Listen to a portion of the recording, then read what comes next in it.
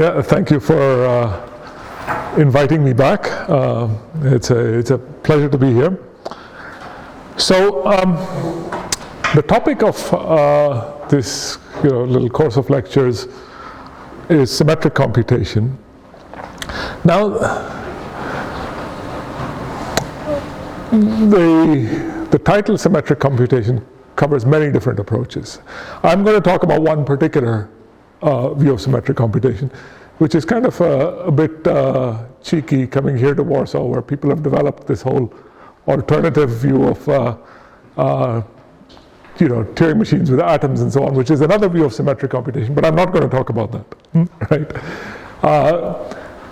So I'll explain what I mean by symmetric computation as we go along, and hopefully, from the various results, this clear picture will emerge.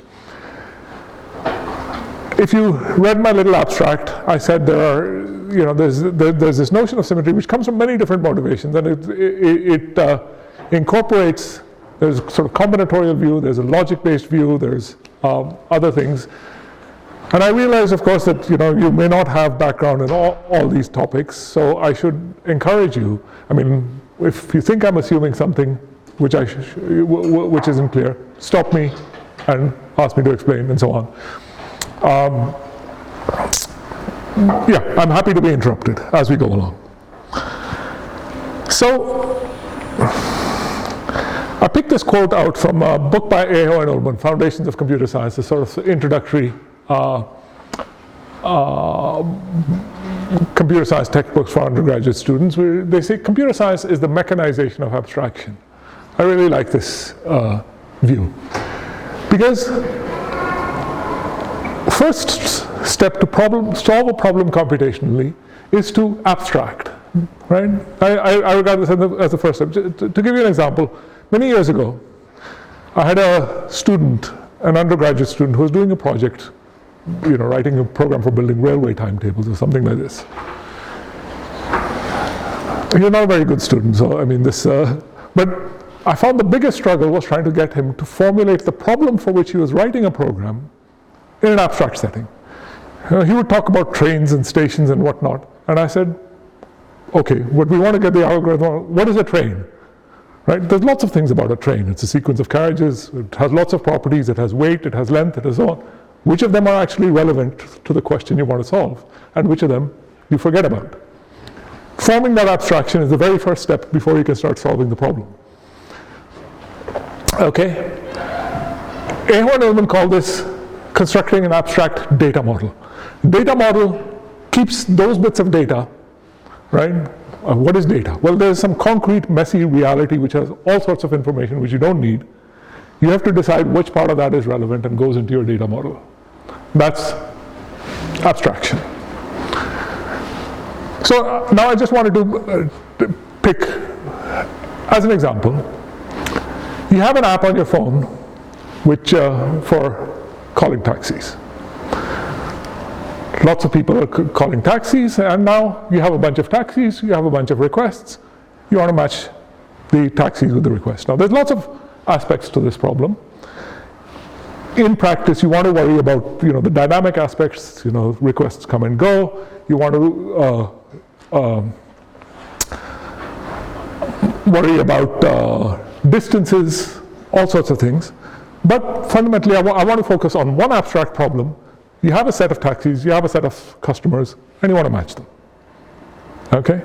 Maybe you want a minimum weight matching where the weight is given by some distance metric or something like this. Okay? You want to, for example, minimizing distance and responding in real time, etc., etc. Here's another example. This I picked from the English National Health Service web pages, by the way. They have a kidney matching program. So there are patients in need of a kidney transplant. Typically, you need a kidney transplant. You get yourself a relative who's willing to donate a kidney. But there might be tissue incompatibilities. So what they do is they try and find a matching donor-recipient pair. So now you have a pair of donors and donor recipients, and you can exchange kidneys. Your relative gives a kidney to somebody else. Their relative gives you a kidney. Okay. Now, can you scale this up? And they do. The bigger the numbers of donors, this is again taken from the NHS website, the bigger the number of donors and recipients, the more likely you're going to do a matching. And they run these matching algorithms, and then, believe it or not, they get a collection, fix a day, simultaneous surgeries in several hospitals across the country, and they fly these kidneys with helicopters from one to the other while they perform these transplants. Okay? My point is that at the core of both these, I mean, you have to abstract away from the fact that you're talking about taxis and passengers or kidneys and patients. There is a graph matching problem, right? And we're solving the same algorithmic problem. That is the essence of abstraction. Okay. We have a bipartite graph in which we want to find a perfect matching. This is a useful example which will recur, in the course of this lectures. We'll come back to this several times. Okay. The point is that this abstract level is what allows us to reuse algorithmic ideas. I'm not just talking about reusing programming code, but the very essence of the way we think about the algorithm for graph matching gets reused in many different applications. And it gives us fundamental insights into the nature of the problem. Okay.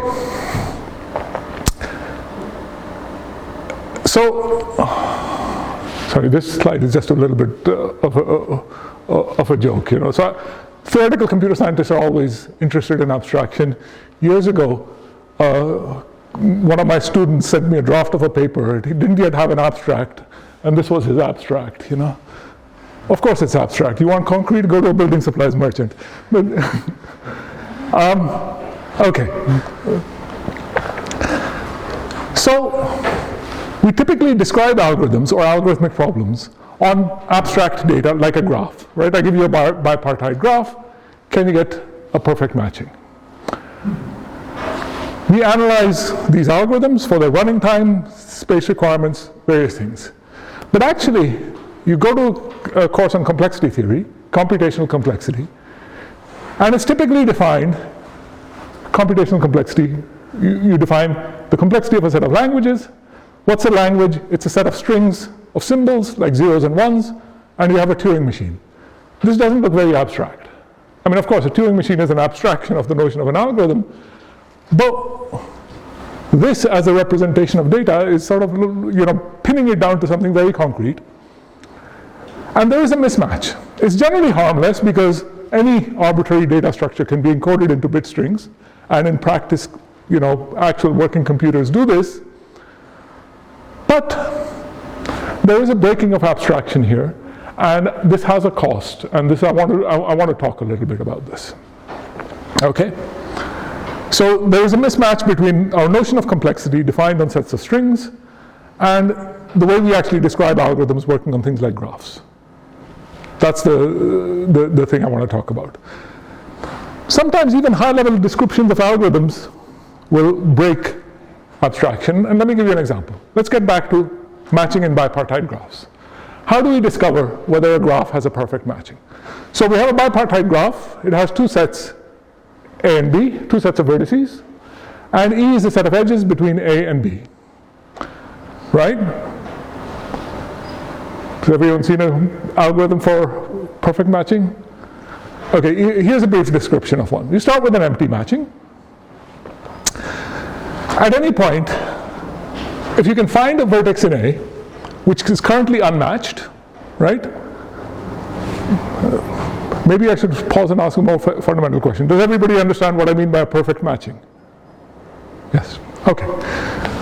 So we've started with an empty matching. Pick a element of A which is currently unmatched, which means there's nothing in the matching which attaches it to.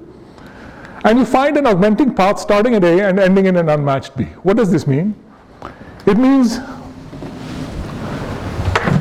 you start at A, it's currently unmatched, which means any neighbor, this edge is not part of any matching. If this thing is also unmatched, well, we have an edge we can simply add. But if this thing is matched,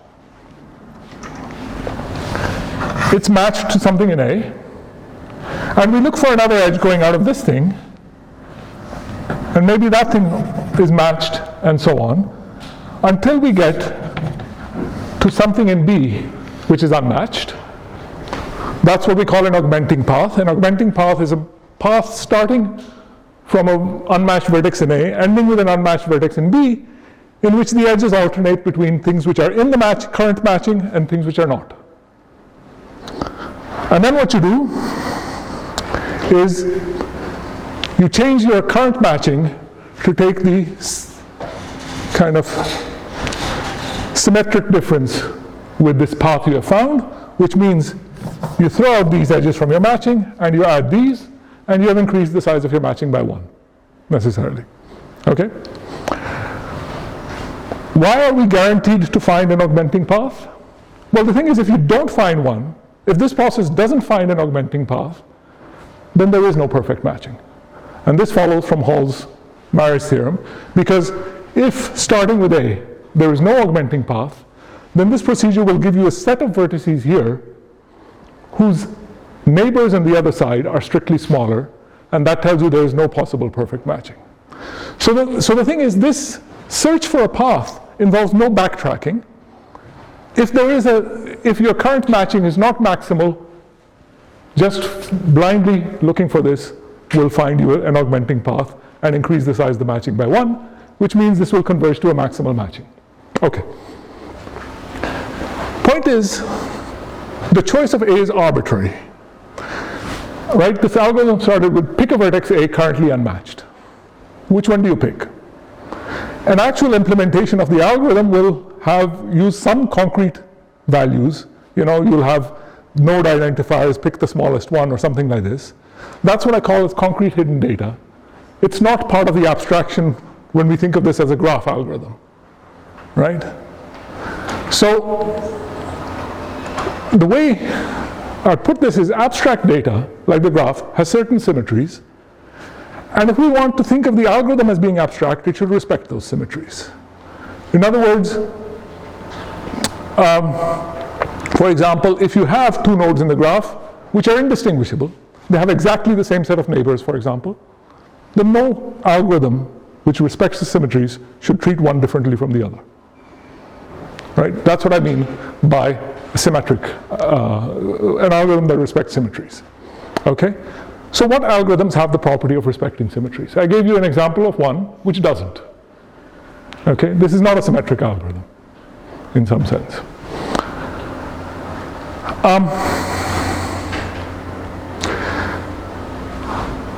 Graph matching, I've talked about bipartite graph matching in a very simple algorithm.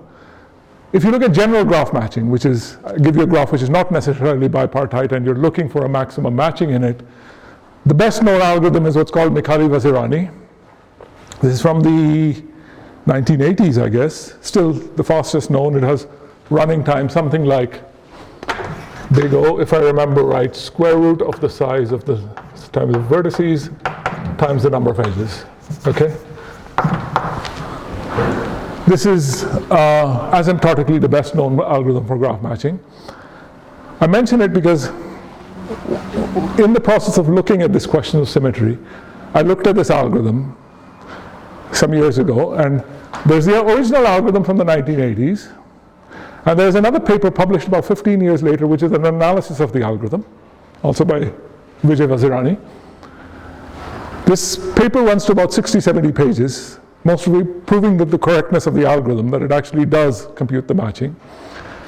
And I went through this with a sort of, if you will, careful looking to see if the algorithm breaks symmetries, and it's a very explicit point you come to where, he defines a notion of, I don't remember the name anymore, but it defines a notion and says, this is not a property of the graph, it is just a result of the choices made by the algorithm, and so on.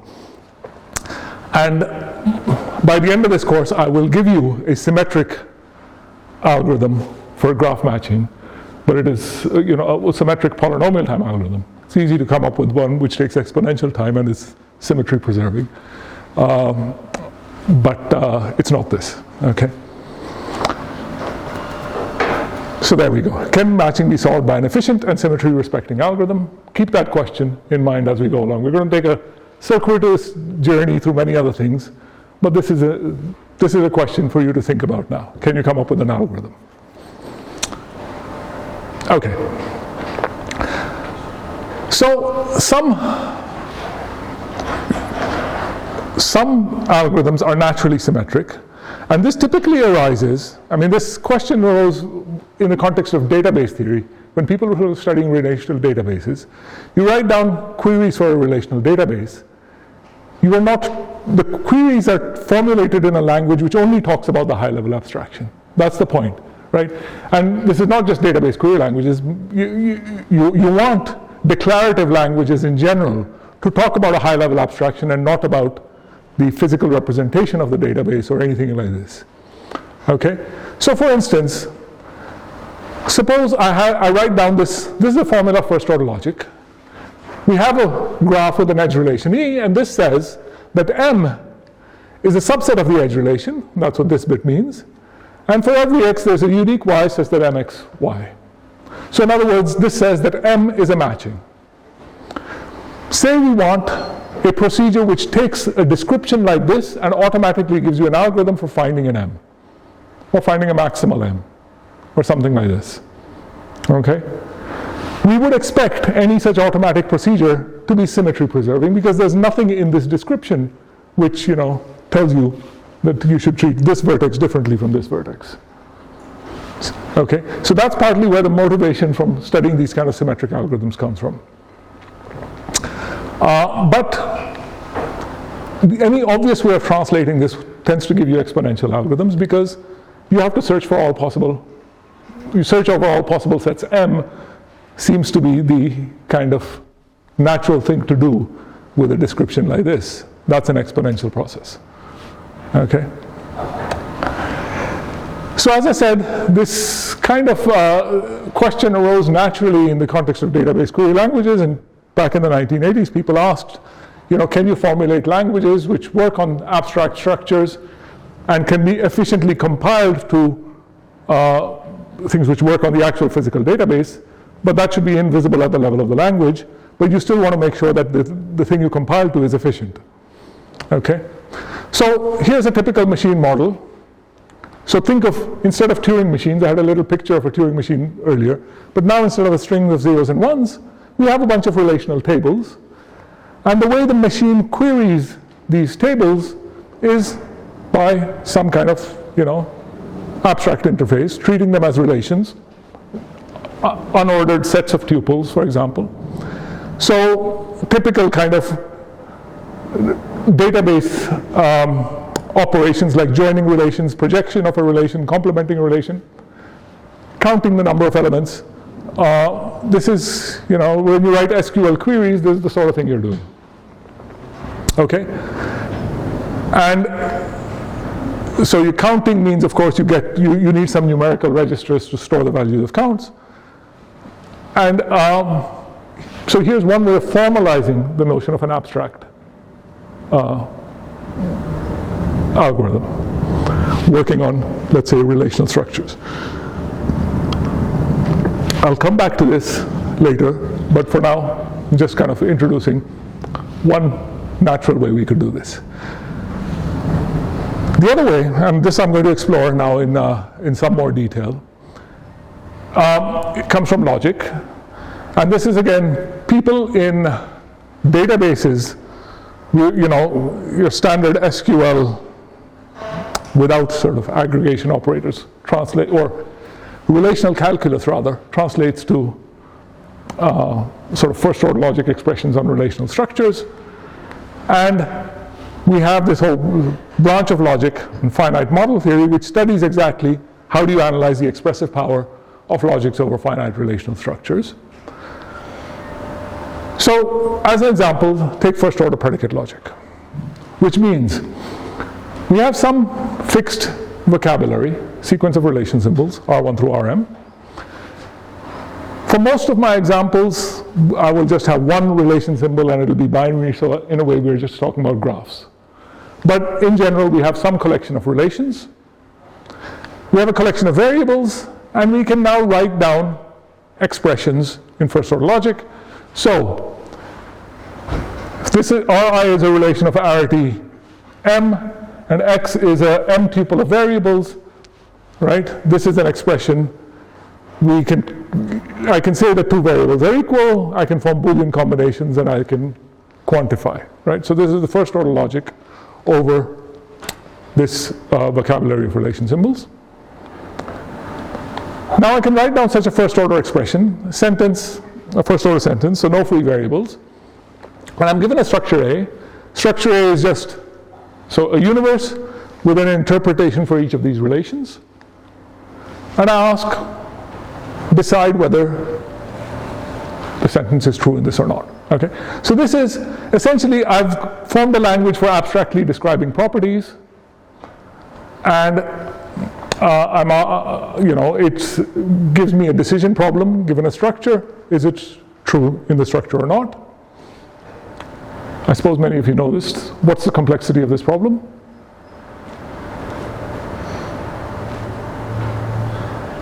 Okay. Well, how complex can the collection of finite models of a first order sentence be? Well, let's make this question a bit more concrete. What's the input? Okay, the input is a finite structure. Complexity, as I said, we define in terms of sets of strings. So first of all, we say, how do you represent a finite structure as a string? You have to actually fix that in order to even ask the question about complexity, right? This is the gap we have to fill. So let's do this. I'm going to fix an alphabet. Let's say three symbols, 0, 1, and hash. And now I take a structure which is a universe A with, let's say, n elements, and m relations, each of these a relation over A, and I code this like this. First of all, I fix a linear order on these elements. Okay? Now, each relation of arity k can be encoded by a string of zeros and ones of length n to the k. Basically, this is a relation of arity k. There are m to the k, n raised to the power k, tuples of elements. Each one of them is either in the relation or not. So I put down a 0 or 1. And I list those in lexicographical order, because I fixed an order on this. So I've got lexicographically an order on k tuples. So I get a string of zeros and ones of length n to the k. And here's my string encoding the structure. I first put in the size of the structure by just a sequence of ones of the right length. And then separated by hashes, I put in the coding of the relations. Okay? This represents the structure modulo the choice of linear order. Okay? For a fixed choice of this order, I get a string. Different choice of order might give me a different string. Okay. Why do I put this? It's worth pointing out. Simply for the corner case where we have the empty vocabulary. Right? And then you still want to be able to distinguish a structure of size 5 from a structure of size 6, even though everything else is just empty. Okay, that's the reason for this. Why do I write it in unary rather than in binary? This is so that even in the empty vocabulary, the size of the string is polynomially related to the size of the structure. Right? Otherwise, if the vocabulary is empty and I write this in binary, the string is much smaller than my structure. And I want to, that just causes complications. Okay. So the exact string depends on the choice of order, as I said. Sorry, this is just a vote. Yeah. We'll be back in a few minutes. Cool. Okay. Now consider this decision problem. This is the decision problem whose complexity we are looking at. We're given a string encoding a structure, and we want to decide whether this fixed sentence phi is true in the structure. Okay? Again, before I talk about its complexity, I want to notice this has a natural invariance property, which is the following. Let's say I define an equivalence relation on strings, which says two strings are equivalent if there is some structure, and string W1 is the encoding of the structure under one particular order, and W2 is the encoding under another order, right? In other words, these two really encode the same structure, but we've put different orders, okay? This is kind of capturing the idea that I wanted to, I've been sort of hinting at the beginning. We have an abstract level, which is the structure itself. We have a concrete representation, which is a string, which the Turing machine works on. But now we want the Turing machine to respect the fact that these two different strings actually come from the same abstract structure, so we shouldn't do different things on them. Okay?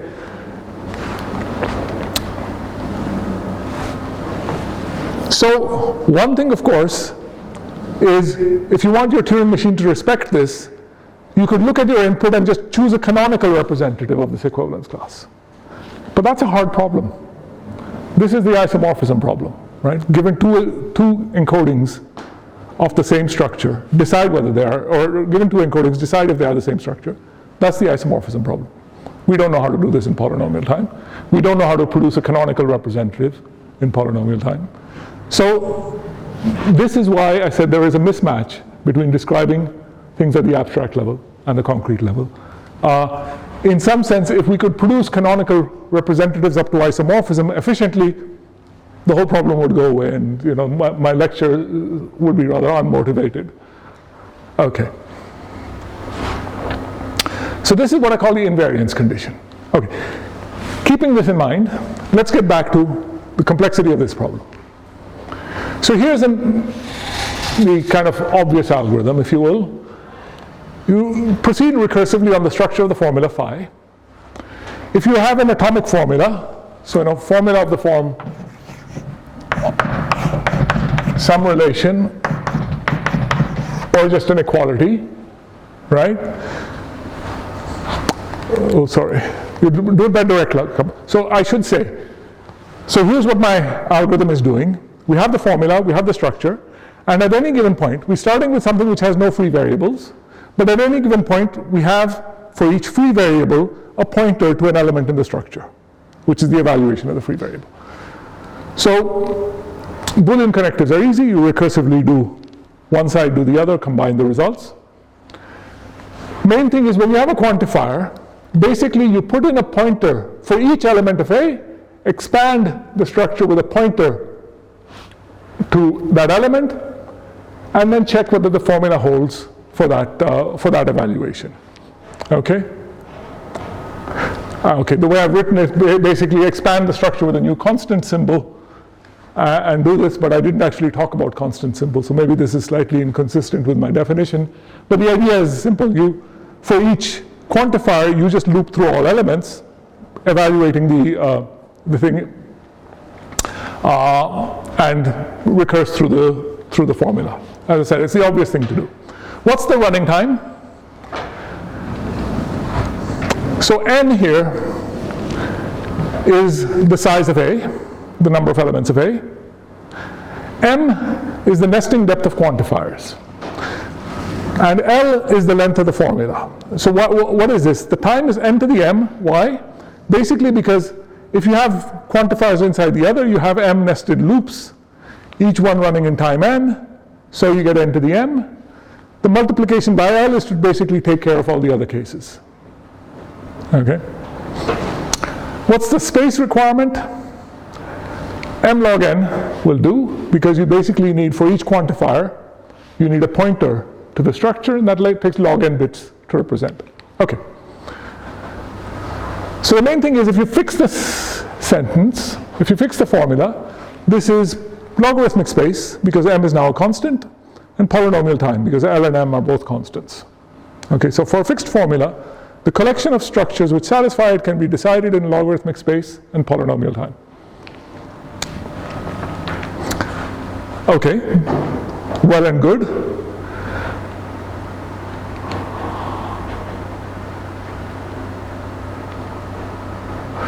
Right. But it turns out there are some very simple properties that you can't express by first order formulas. For instance, you want to say that the number of elements is even.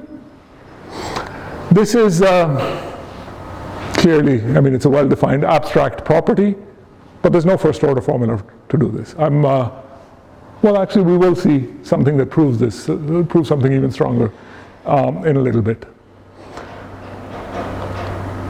You can't define the transitive closure of a binary relation in first order logic. There's no formula with two free variables x and y, which, and a binary relation E, which defines the transitive closure. So you can't say that a graph is connected Connectedness for undirected graphs we know is in logarithmic space, so it's not on complexity grounds, but we can't do this.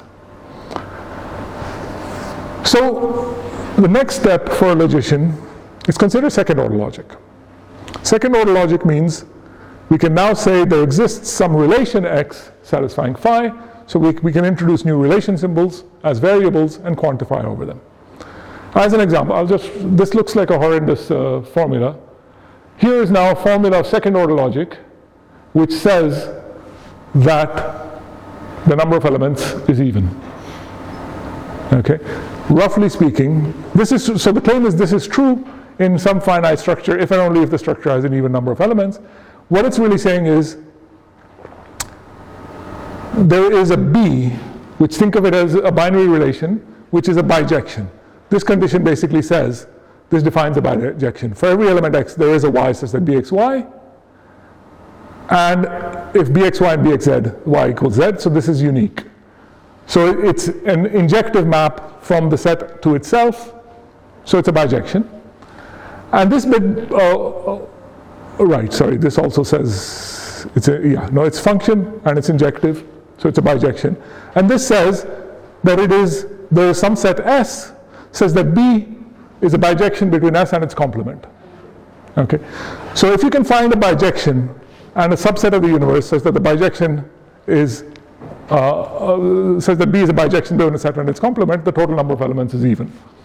Okay, it's a complicated way of saying it, but this is just partly to show you the power of the second order quantifier. Transitive closure. Here's one way of doing transitive closure. This is a formula which says that there is a path from A to B using the edge relation E, and it basically says that for every set S, if S includes A and S is closed under the edge relation, then S must include B, right? So I hope this is clear enough, right? So if you have any set which includes A and is closed under the edge relation, then you must include B as well. That defines the transitive closure. Matching, because this is our running example. Here's a formula of second order logic. Now, you've got to turn that there exists unique Y. You expand that out into a formula, but this is pretty much what I wrote before, except I've existentially quantified M. So it says there exists a perfect matching in the graph. So far my examples, evenness, transitive closure, matching, were all still polynomial time decidable. Here is an NP-complete problem expressed in second order logic. This says that a graph is 3-colorable, right?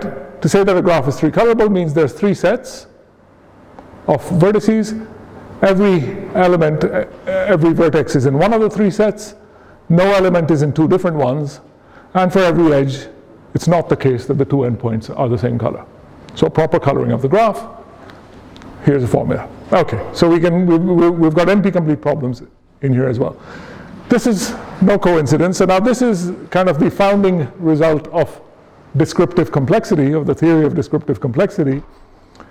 The theorem of Fagan, which says that a class of structures is definable by a sentence of existential second order logic. Okay, I haven't defined existential second order logic, but basically it's second order logic where the quantifiers over the second order quantifiers are only existential on the outside. So this is a formula of existential second order logic. This is not, because you have this universal quantifier. This is a formula of existential second order logic, and so is this, right? So my 4 examples, 3 of them were existential. But this is equivalent to a formula of existential second order logic. I had this on the slide, but I took it out to make room for this. But I'll let you think about a little exercise. How do you express this in existential second order logic? Okay, but we know you can, because Fagan's theorem tells us that anything in the class NP can be expressed by a formula of existential second order logic and nothing else. Okay, so this is really neat. We have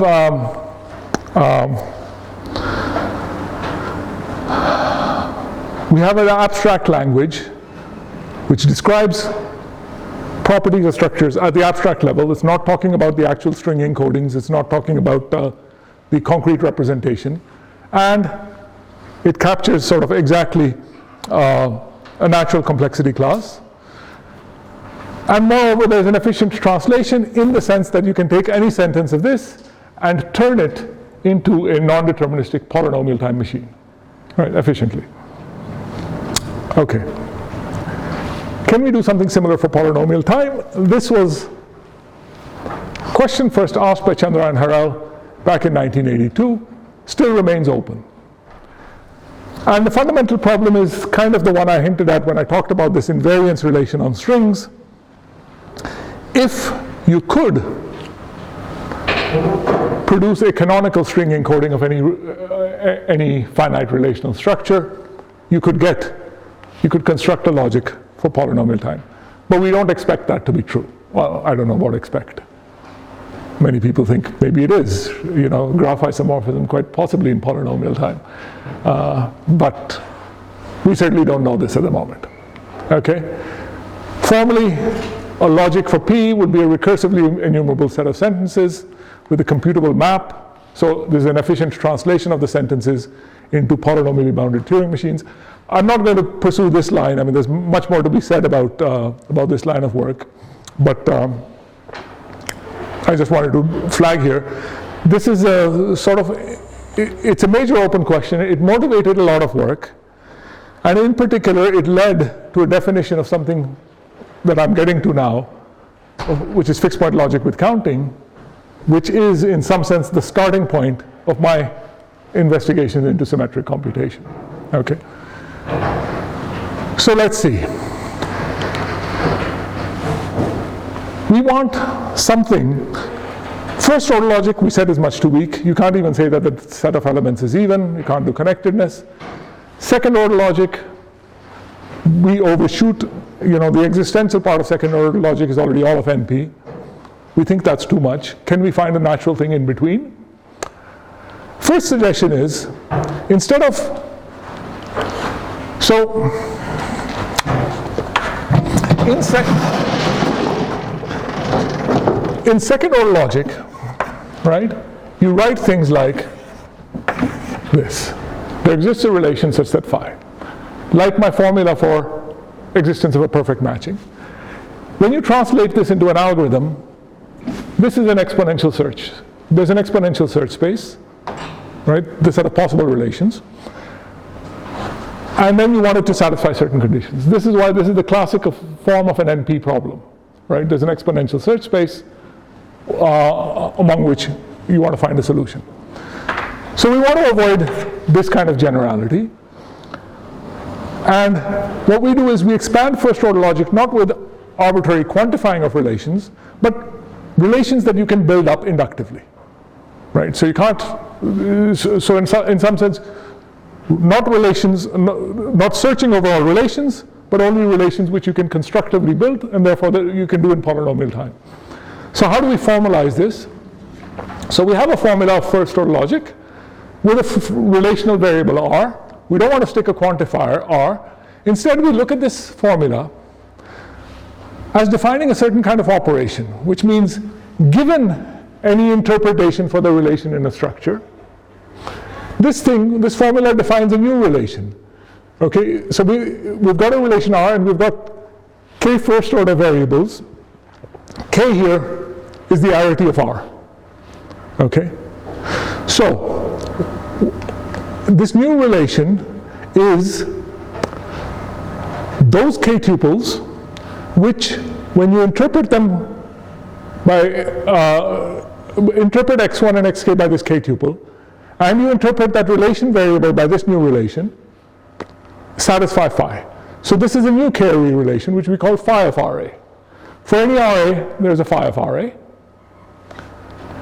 And now we are going to define a non-decreasing sequence of relations. Start with the empty relation, and at each stage, apply this operation to what you have and take the union with what you already had. That gives you a next one.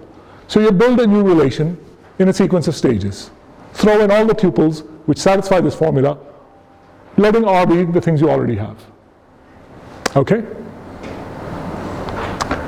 The limit of the sequence we call the inflationary fixed point of phi. And note that if you have n elements, you'll reach the limit in at most n to the k stages because it's a non-decreasing sequence and there are only n to the k different tuples. So at most n to the k steps, you reach the limit.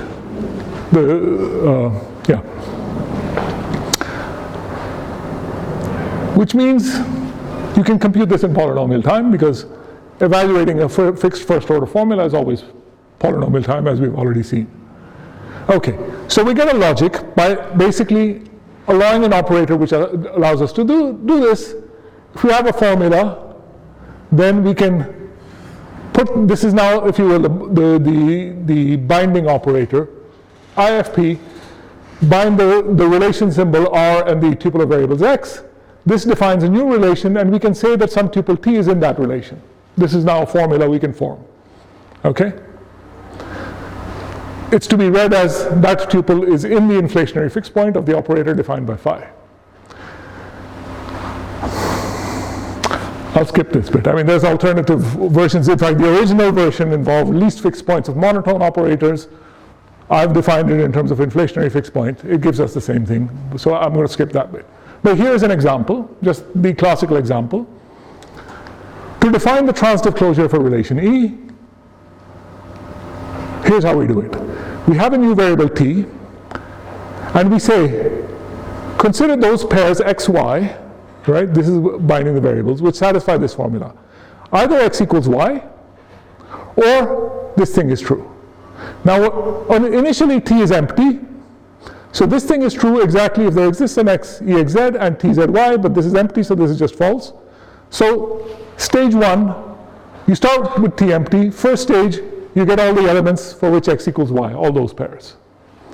Now you evaluate this formula again, and in t you throw in all those x, y for which there's an edge, because there is a z, exz, and now this means z equals y. So this throws in all the things which there's an edge. At stage 2, you will get all the pairs for which there's a path of length 2, etc., etc. Eventually, this will converge to exactly the transitive closure of the relation E, right? And I already told you that this is not doable in first order logic alone. So this thing is intermediate between first order logic and second order logic. It properly extends that of first order logic. And the thing that ties it to polynomial time is this theorem of Immermann and Vardy, which says that if you consider structures in which you have a linear order of the universe, so one of your relations is a linear order of the whole universe, then the things expressible in fixed point logic are exactly those that are in polynomial time. Okay? That's nice. It characterizes P, but this assumption is kind of completely breaking the symmetries I was talking about. Once you put a linear order on the universe, you have no symmetries to speak of. Okay? And then, so in some sense, it bypasses, I think, the interesting problem. How do you get the efficient algorithms which respect symmetries? So you can't do it with just fixed point logic. You cannot build up an order if there isn't one given to you. Okay, as I already mentioned, question of whether there's a canonical string representation in polynomial time is key. If you can, then we have a logic. If not, then, well, if we could prove that there is no canonical representation, then we would have a separation of P from NP. Okay.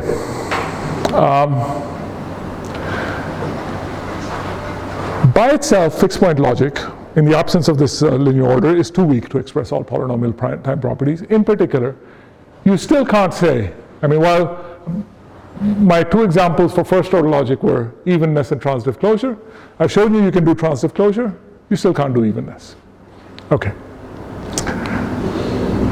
I'll tell you why. And this will also in particular prove my earlier promise statement, why is evenness not in first order logic? Consider those formulas of first order logic which only use the variables x1 through xk. Fix a k, and I don't consider only formulas which use x1 through xk. I'm allowed to reuse variables, okay?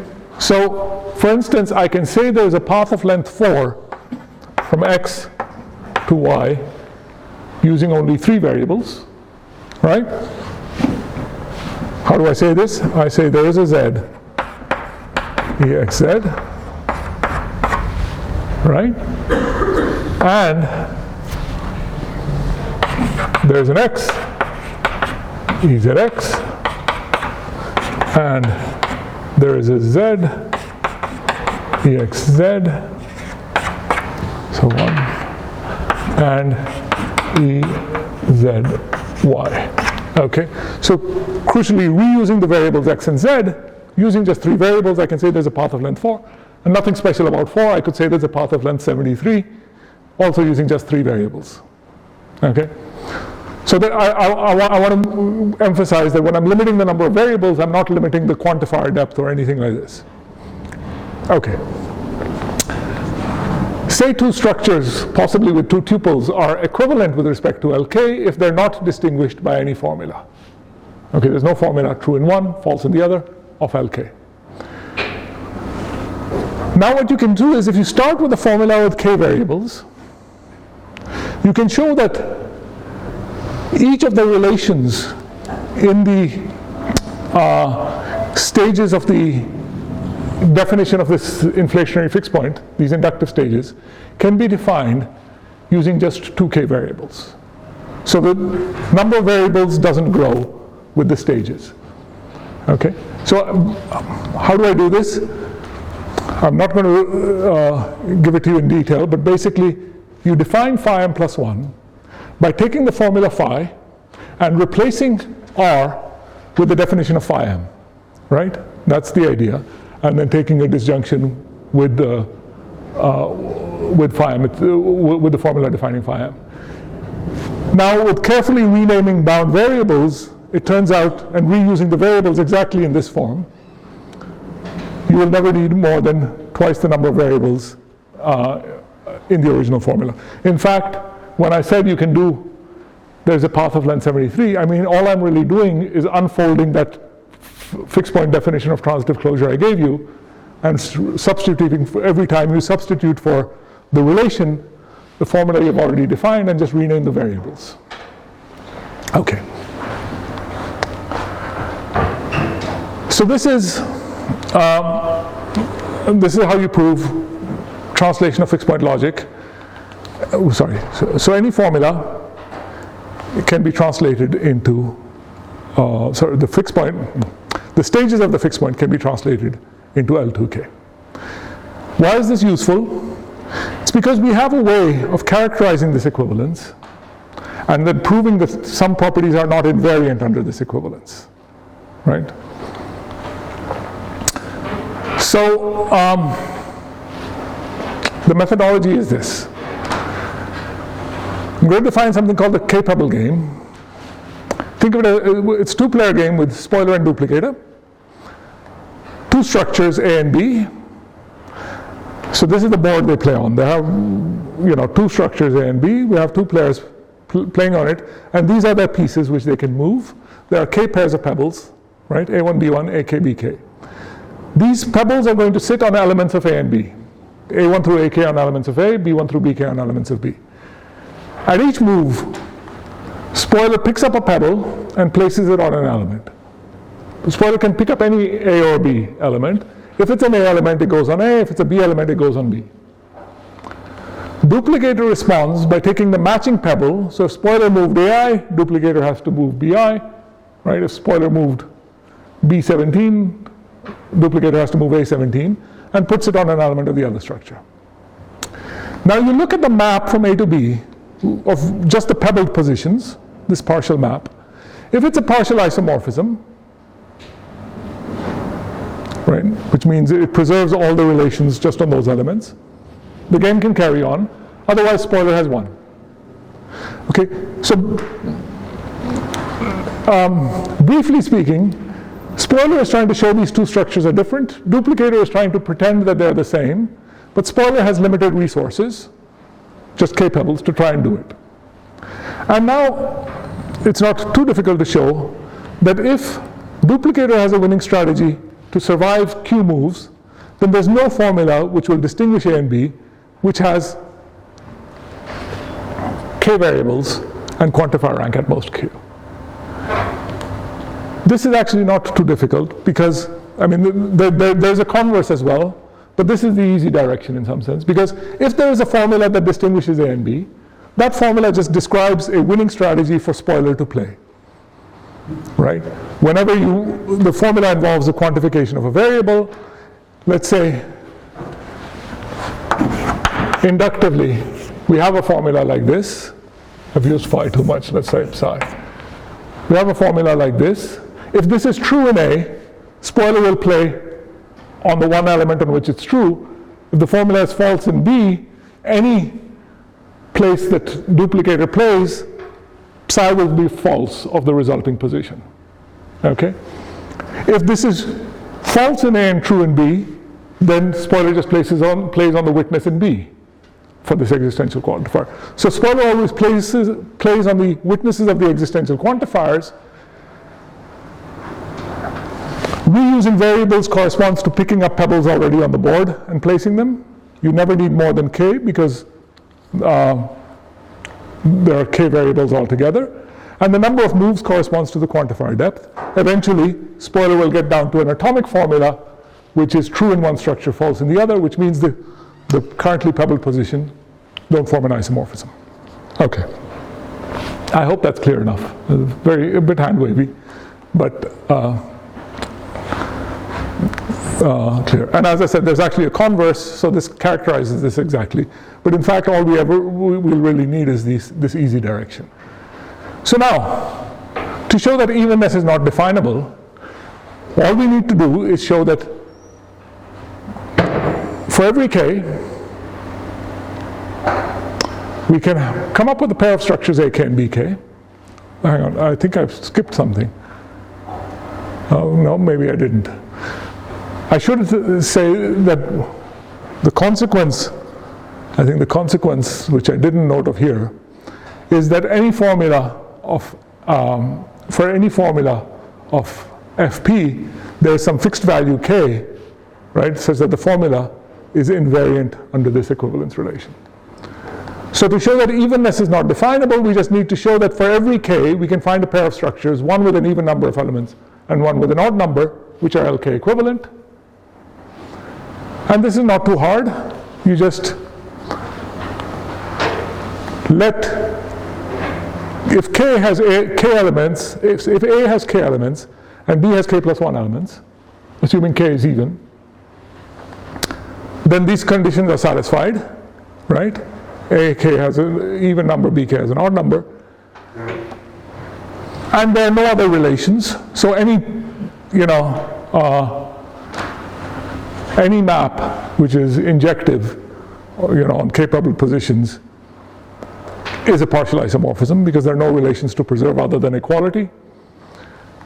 And duplicator can play forever because, if all spoiler can do is pick up a pebble and put it on an element, either one with already a pebble on it or an empty one.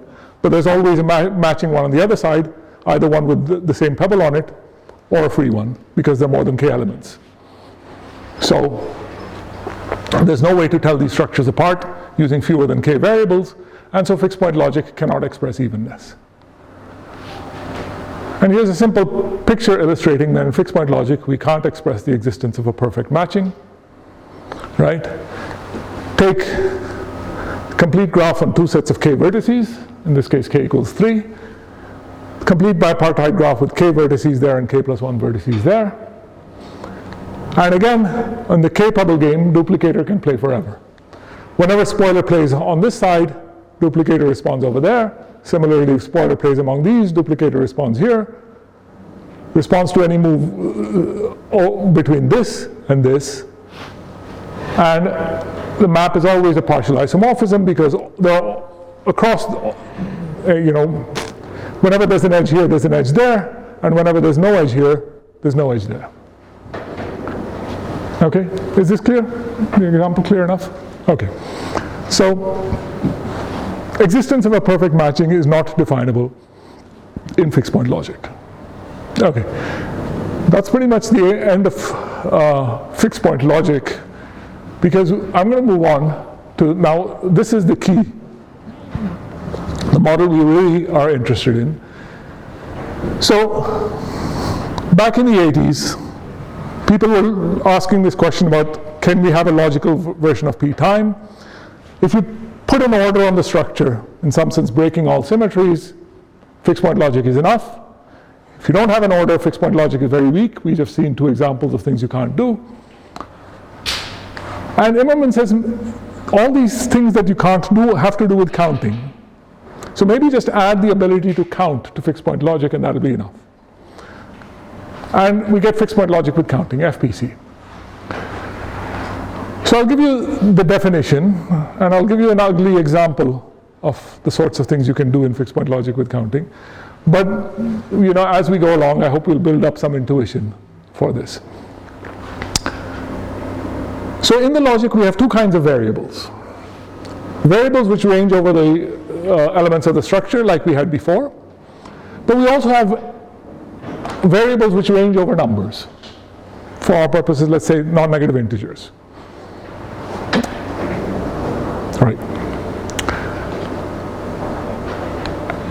And here's the counting bit. Whenever we have a formula with a free variable x, we can form a term which is the number of x such that phi. This binds the variable x, and it denotes the number of elements that satisfy phi.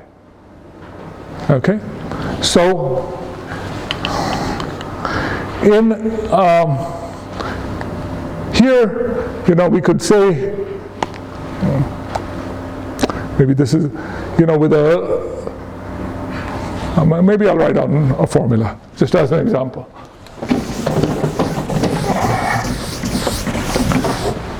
Suppose we write down the number of y such that exy. This denotes the number of neighbors of x. This is a term with a free variable x. Interpreted in here, if x is interpreted as this, that takes the value 3. In this structure, if you interpret x as that element, it takes the value 4. Okay?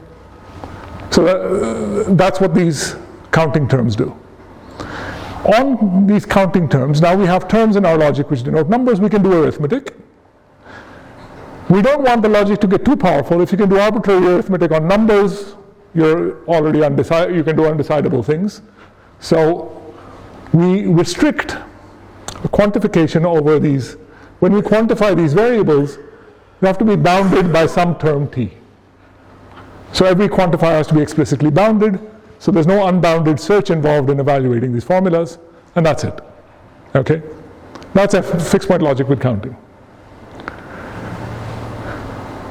As I said, I'll give you an ugly example. Now I'll write down for you a formula which is true in a graph if and only if it has an even number of edges. This is something you can't do in fixed point logic without counting, right? I'll leave that as an exercise. I think it's, from what we've seen, it's fairly easy. I told you it was ugly. Okay. So what is this formula saying? Saying there's a number. But now if I'm saying there's a number, I have to give a bound on the number, right? That's my rule. I have to give a term. And the term I put here is just the number of x such that x equals x. This is just in a way of saying the size of the structure. Okay? It's a way of, I can always use that as a bound. This gives me another number bounded by the size of the structure. And now I say there's a number which is bounded by the product of nu1 and nu2. Actually, I didn't really need this. I suppose I could have just said nu1 times nu1. But here I get a number which is bounded by the size of the structure squared. Now I say, so there is a number which is at most n squared, which satisfies this condition. What is this?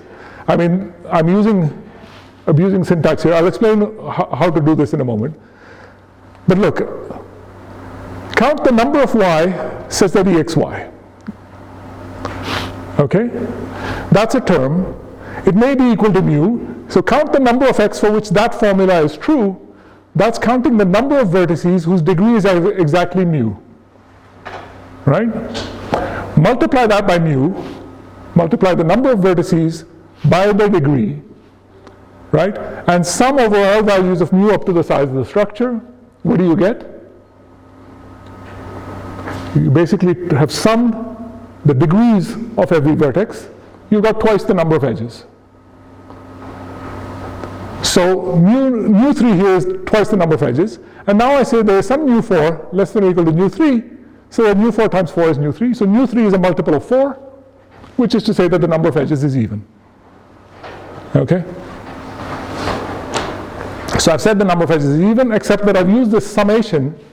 How do I do this summation? Use a fixed point. This is my summation formula. Okay? So that line is basically translated into this. So what is this doing? I'm taking the fixed point of a binary relation with two now numerical variables, and basically I start with setting mu to 0 and t being the number of vertices of degree 0, right? The number of x such that for all y exy fails. And then whenever mu is mu prime plus 1 and the total sum so far is alpha prime, then I let alpha be alpha prime plus mu times that, which is really just that bit over there, right? This thing I picked up from there. So the fixed point of this will give me, in the relation in the relation in the fixed point, we'll have a pair mu tau.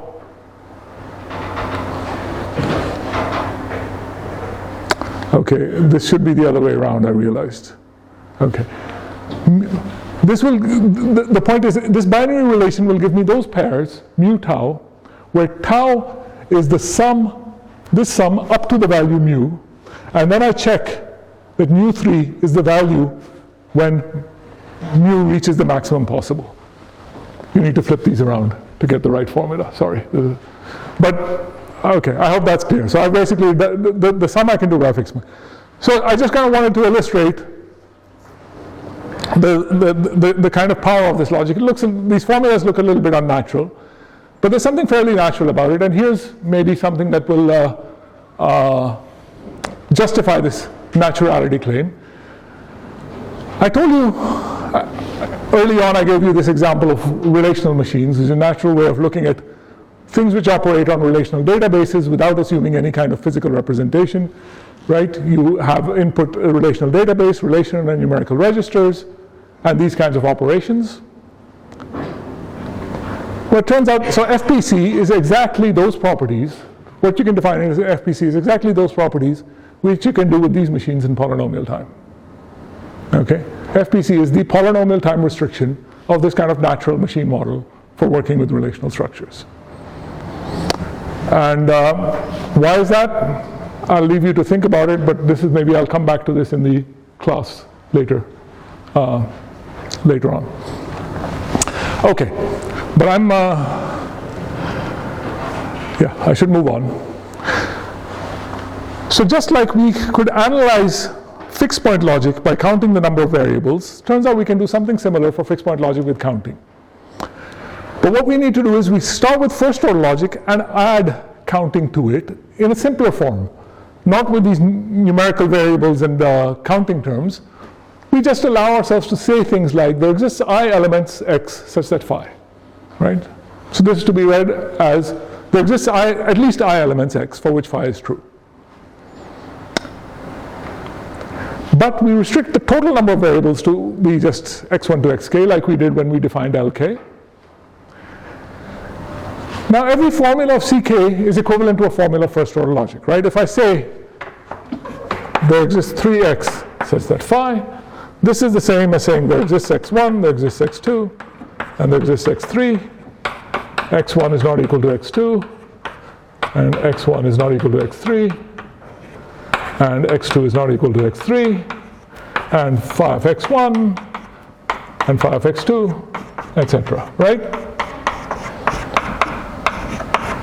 So adding These quantifiers doesn't add anything to first order logic, but if at the same time I restrict the number of variables, something different happens, right? I can do things, I can write things using just one or two variables like this, which to translate into first order logic would blow up the number of variables arbitrarily. Okay? But the key point is this is our analysis tool, because now if we define the notion of equivalence, where A and B are equivalent, if they can't be distinguished by any formula of CK, then it turns out that every formula of fixed point logic with counting is invariant for some such equivalence relation CK. Right? This works just, it's the same translation we had of fixed point logic. You unroll the fixed points by substituting the formulas, and then for the counting terms, it's a bit messy, but once you fix the size of the structure, it turns out you can replace these counting terms by big disjunctions using counting quantifiers. And you can do this independently for each size of the structure, but the point is the total number of variables is independent of the size of the structure. And so you get this. Okay. Turns out these equivalences, I define them in terms of first order logic with counting, but they pop up all over the place. This turns out to be a very natural notion. They go by the name of the Weisfeiler-Lehmann equivalences. So now I'm talking about a pair of graphs. So I've switched to G and H rather than A and B, because this is the context in which they first appeared. This is kind of Babai's version of what's called the k-dimensional Weisfeiler-Lehmann equivalence. So two graphs are equivalent in the k-dimensional Weisfeiler-Lehmann, which turns out to be the same as CK plus 1 equivalence. If they're not distinguished, I doubt that we'll be able to make much sense of this without me going into much more detail. But again, maybe I can come back to this at a later point in the class. But yeah, I think I'll leave this definition. But the Weisfeiler-Lehmann equivalence, so it's an over-approximation of the isomorphism relation, by which I mean this. If you have two n-vertex graphs, right, then they're isomorphic if and only if they're not distinguished by n-dimensional Weisfeiler-Lehmann, where n is the size of the graph. As you increase the value of k, you get closer and closer to isomorphism. Okay? And this seems a very natural way of stratifying isomorphism.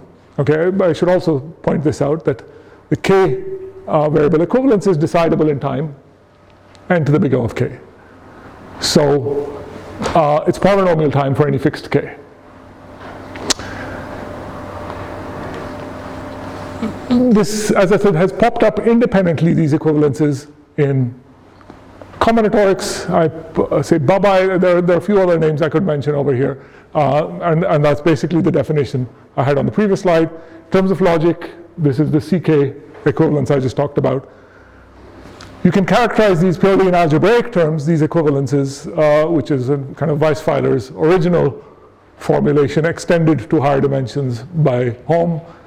There's a characterization in terms of linear optimizations. So you take kind of linear programming relaxation of isomorphism, and then stratify. You define a hierarchy of extended formulations of it, and you get again essentially the same family of equivalences. There's lots of different. So I'm just trying to emphasize this is a very natural notion, and this is our main tool for analyzing the limits of the models I've talked about, right? FPC, this relational machine model, can be analyzed in these terms, and I want to stress the naturality of the model and the naturality of this equivalence relation. So now, I have about 20 minutes left, is that right? So,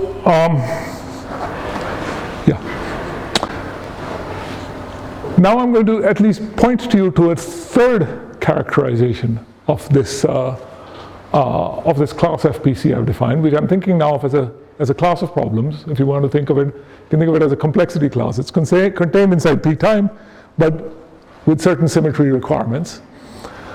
And I'm not going to give you the proof of equivalence, but I'll leave that for tomorrow. But let me at least we've characterized it in terms of logic, definability and fixed point with counting. I've told you that it can be characterized using machine model, a natural relational machine model. And now I'm going to give you a circuit characterization of the same class. So for those, I assume you have some familiarity with circuits, but tell me if not, if anything requires more explanation. But whenever we have a language of strings 0 in 0, 1, for example, we can think of it as a family of Boolean functions. So fix the length of the string n, and you have a Boolean function which takes n inputs and gives you the result which tells you either the string is in the language or not, right? Any Boolean function can be computed by some circuit.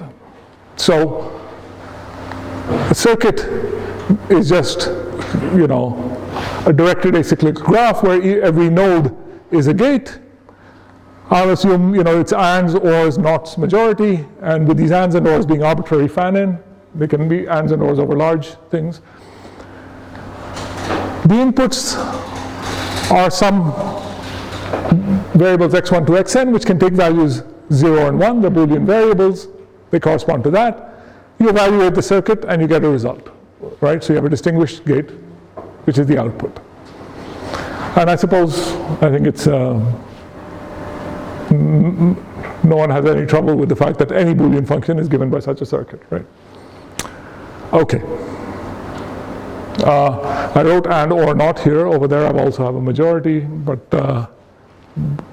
okay, well, this distinction will be important in a moment. Now, I'm going to talk about certain kinds of Boolean functions. Let's say Boolean function is symmetric if it's invariant under all permutations of its inputs. Okay, so you reorder the inputs, n inputs in any way, it doesn't change the result. Natural symmetric functions are, for example, and, or, majority, right? Not, of course, is a one input function, so it's always invariant, but take NAND, it's still invariant, right? You just reorder the inputs. Basically, the value just depends upon the set of inputs, or the multi-set of inputs, if you will, rather than the order of the inputs. In other words, a symmetric function really is the result depends only on the number of entries that are 0 or 1, not on their order. Okay. When we talk about circuits, almost always the individual gates compute functions which are symmetric. Okay. Like I said, for a symmetric f, this value is determined by the number of ones. Now I'm going to say a Boolean function, I'll call it graph invariant, where if the number of inputs is, let's say, n choose 2, and it is invariant under the natural action of Sn on its inputs. This probably requires a bit of explanation. So I'm thinking of my input now as a graph, right? How do I give a graph as an input? Well, there are n vertices, so there are n choose 2 possible edges. Each edge is either there or not. It's either 0 or 1. So the input is a Boolean string of this form, and the result is either 0 or 1. But now I want the result not to depend on the ordering on the vertices, right? Reordering the vertices shouldn't change the result if it's really computing a property of the graph. So that means that there's Sn here is the symmetric group on n elements. Is everyone happy with that? Right? The set of all permutations of n. And this has a natural action in the sense that if you have a permutation of Sn, right, define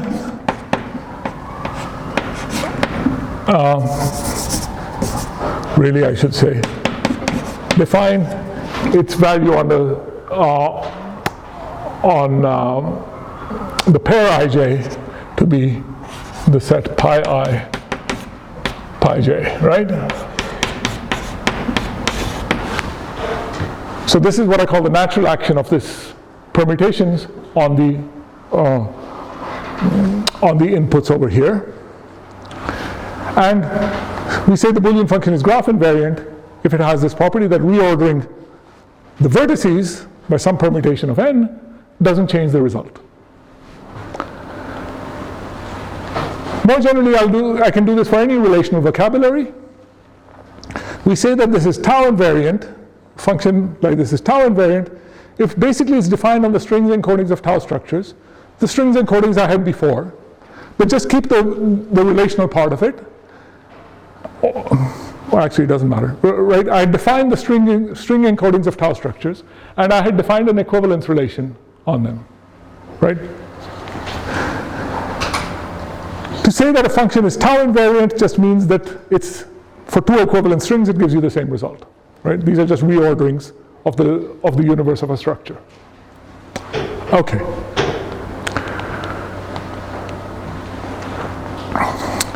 Now, circuit complexity. Why is circuit complexity interesting? Because a circuit is really just the unfolding of the action of an algorithm on a fixed input size. And people generally believe that studying the combinatorics of this would allow us to understand the complexity of algorithms, or the complexity of problems. And you basically break down the action of the algorithm into simple Boolean operations. So, if we have a family of circuits computing deciding some language, and we have a polynomial bound on the size of the circuits, then we say the language is in the class P/poly. Okay, this is the definition of P/poly. This is the non-uniform version of P. Why non-uniform? Because, of course, we could do something completely different for each n. We just have a family of circuits.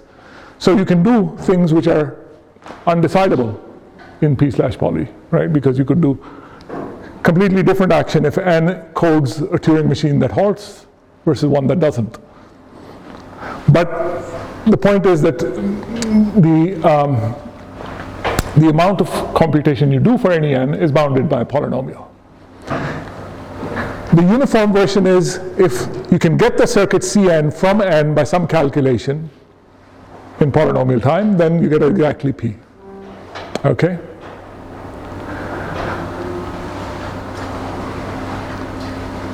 Doesn't matter for the definitions of these classes whether we just use and or and not, or you throw in some other gate. Majority gate, I suppose, is obvious what it means. A majority gate is a gate which takes n inputs, and the output is 1 if most of the inputs are 1. Okay, so let's say at least a half. A threshold gate is really a gate of the form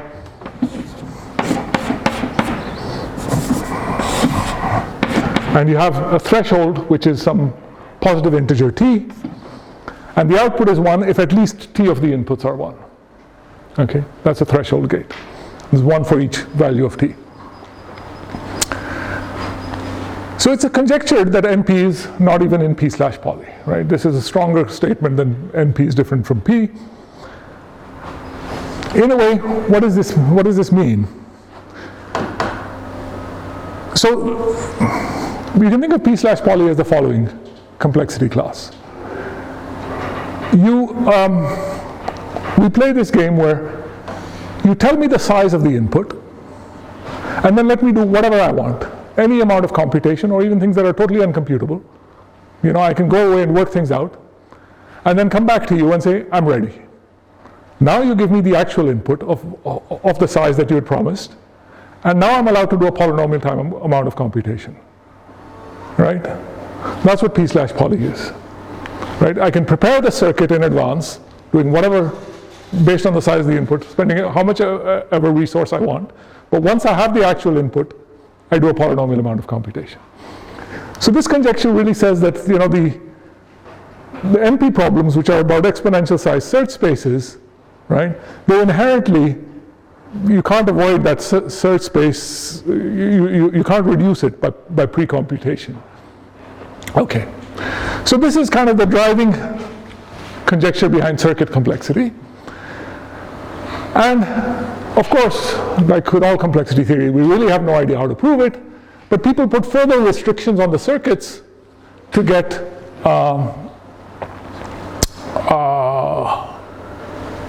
specific results, like you bound the depth of the circuit. Constant depth circuits, turns out you can't do parity. What is parity? It's counting the number of ones in the input and seeing whether it's odd or even. Okay? This is pretty much the same as telling whether the number of edges in a graph is odd or even, right? Because it's, yeah. Razborov showed, now with a restriction to monotonicity, you can't do clique. What is monotonicity? Means you are not allowed NOT gates, just ands and ors. Now you might think with ands and ors you can't express all Boolean functions anyway. But the point is, with ands and ors you can express any monotone Boolean function. Monotone Boolean function is a function which, if you change any inputs from 0 to 1, the output can't go from 1 to 0. Right? If the output is 1, changing inputs from 0 to 1 can't make it go back to 0. Clique, where I give you a graph, and you have to say, does it contain a clique of size k, is monotone in the sense that if there's a clique of size k, adding edges to the graph won't make it go away. Okay? So there are monotone functions for which we can prove,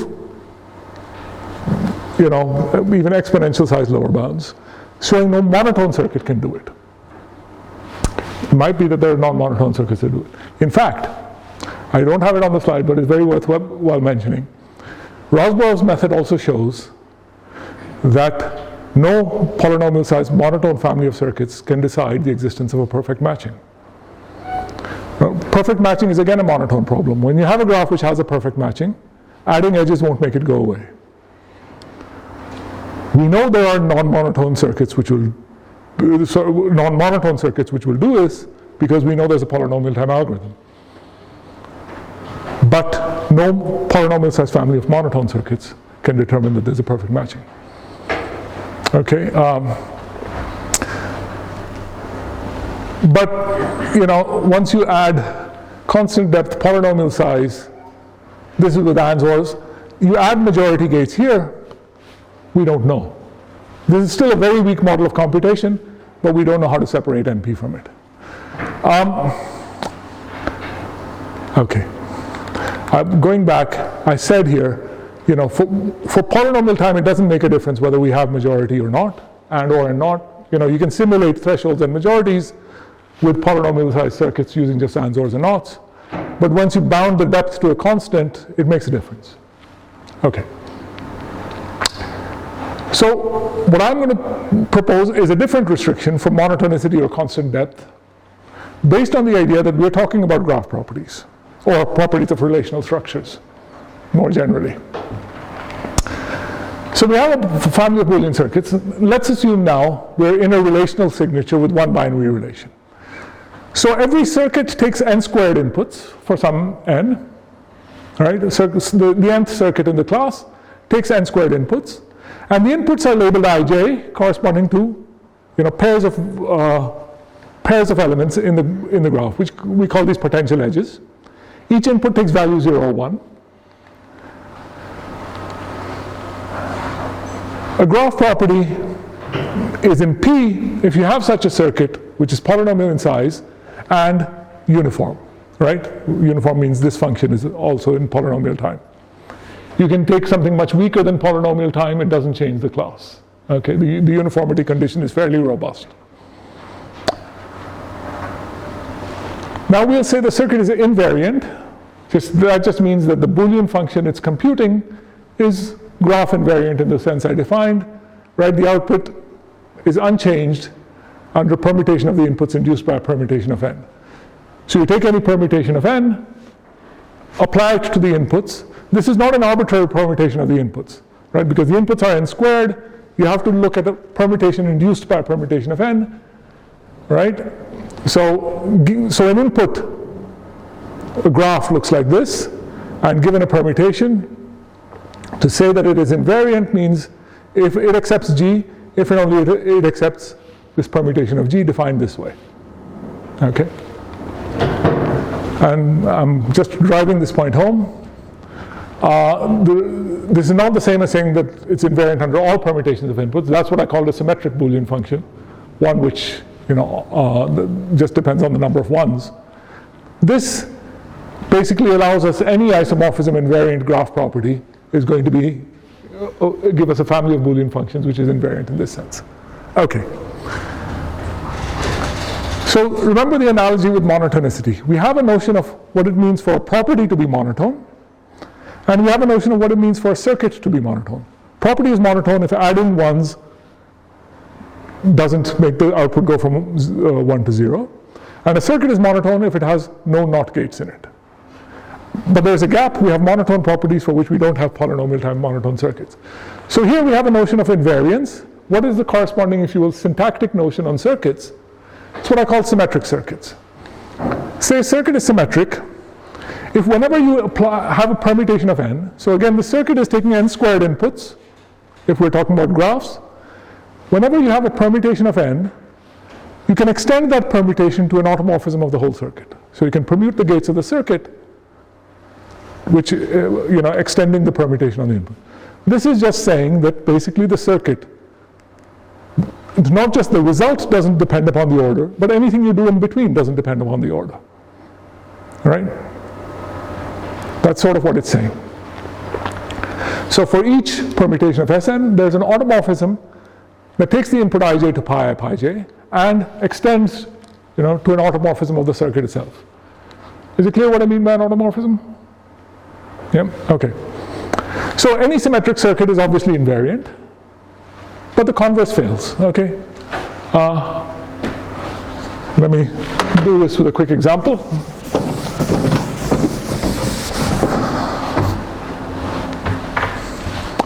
So, say I want to determine whether the number of edges in an n-vertex graph is even. How do I do this? Right? So my inputs are things like this. Pairs of elements which correspond to potential edges in the graph. And what do? I will take the XOR of all of these. Okay? Now XOR, I've done a binary XOR. Of course I could take a single XOR of the whole thing. But if you try and do that with just AND, OR, ANDs and ORs and NOTs, it blows up, right, to do an XOR of size n squared. Here I can replace each of these with ANDs and ORs and NOTs and get a constant size replacement. I get a circuit, but it is not symmetric. I hope that's obvious, right? For instance, take the permutation which swaps 2 and 4 and leaves everything else unchanged. That has to swap these two inputs, but leaves this one unchanged. But these two go to common gate and these two don't. So it's not an automorphism of the circuit. Okay. So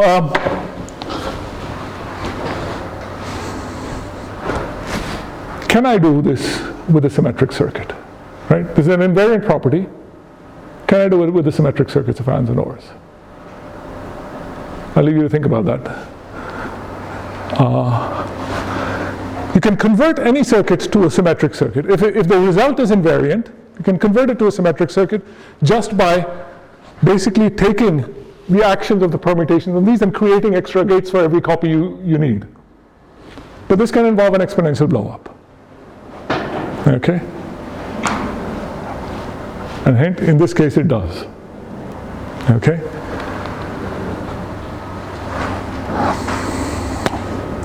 I am running out of time, so I'm wondering whether to start on this now.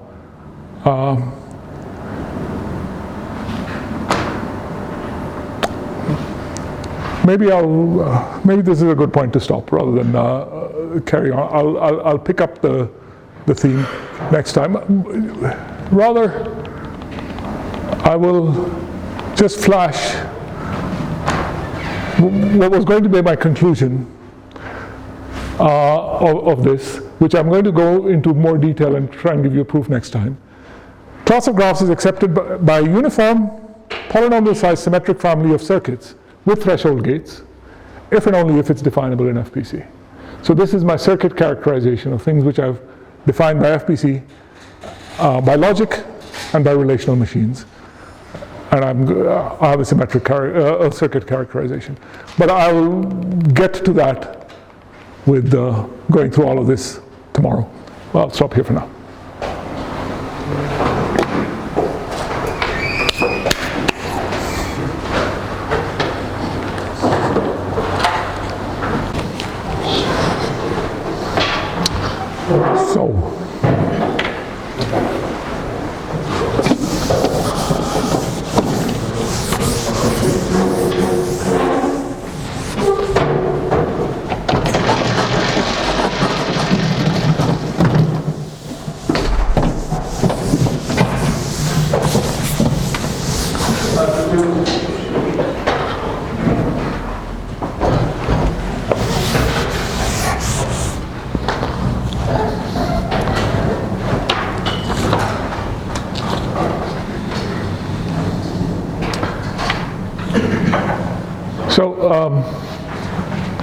For the second part,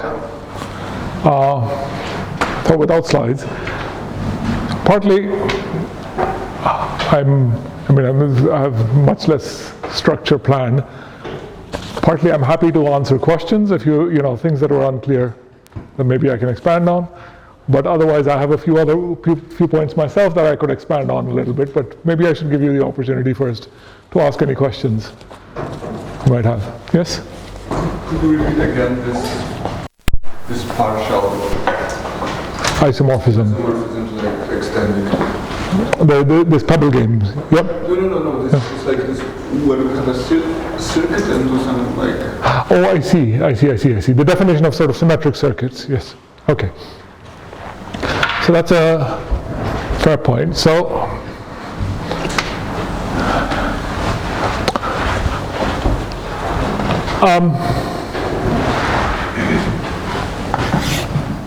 We have a circuit Cn. Its inputs are labeled by n squared, right? So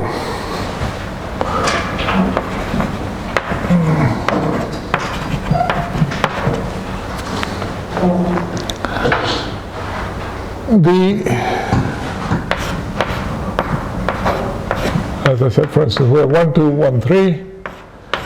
I know 2, 3, etc.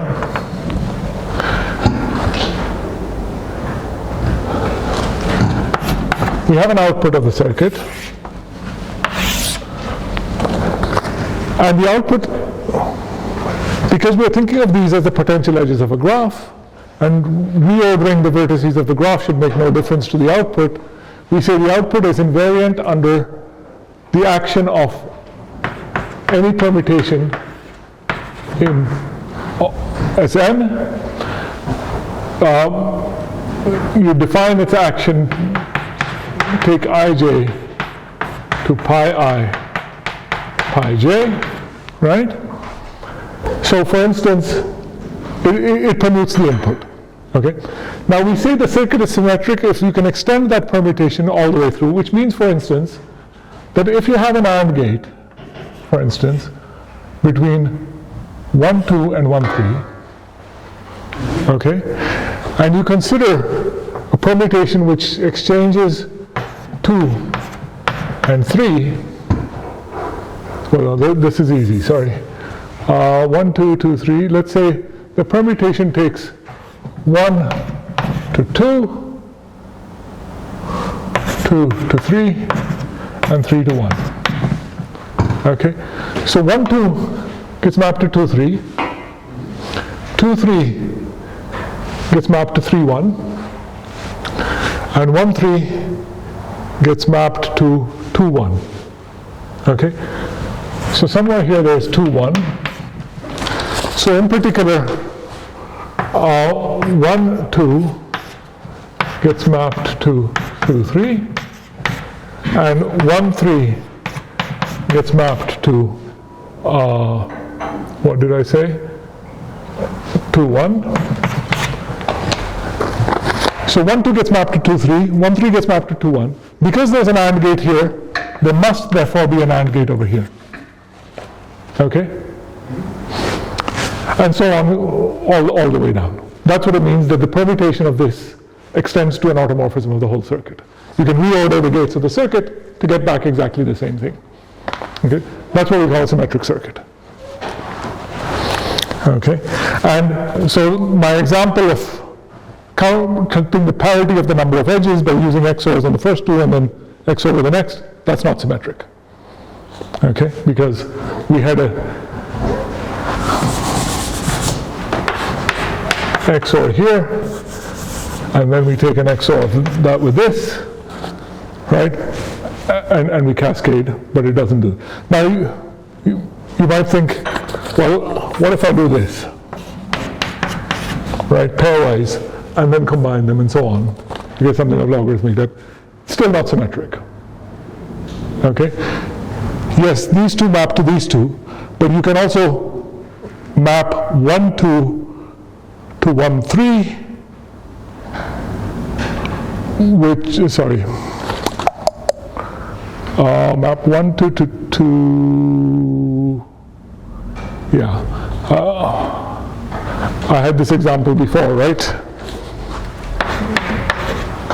1, 2, let's say 1, 3, take the XOR.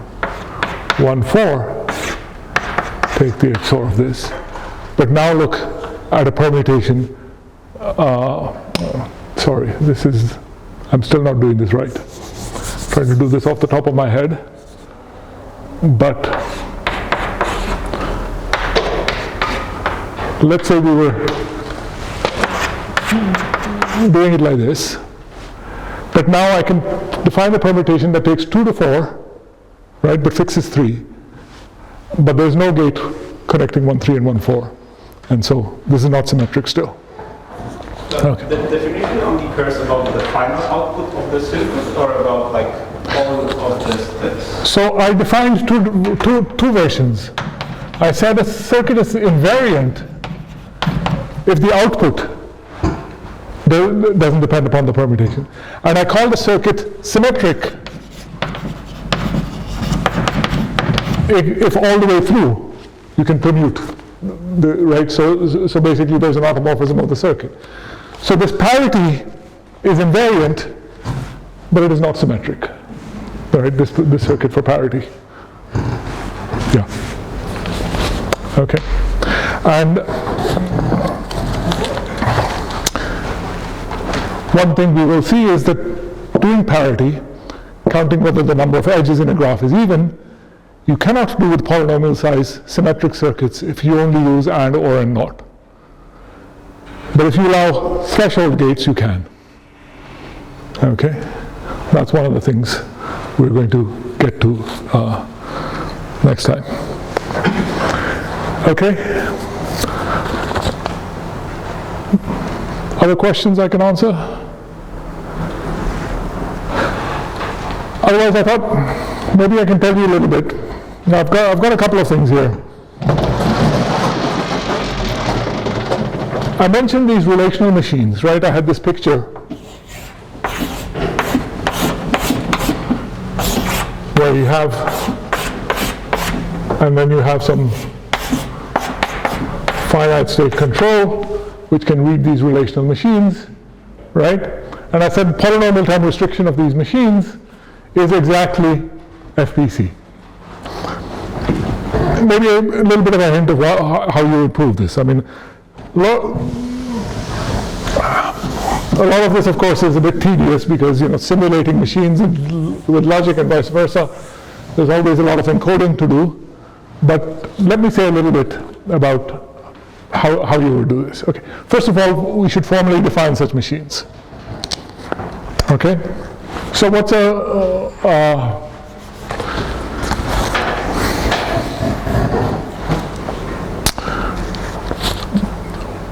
what is such a machine? So a machine like this. We'll have some input vocabulary, sigma, which is some relations R1 to Rm, each with a fixed arity, right? Some working relations, let's say relational registers, let's call them P1 up to P T, just to pick some number. And we will have, let's say, counters, or this is just registers, C1 to CS, for example, okay? And now, are you familiar with register machines generally, right? So a register machine, which in its finite state control, you'll have actions like a counter can be incremented, and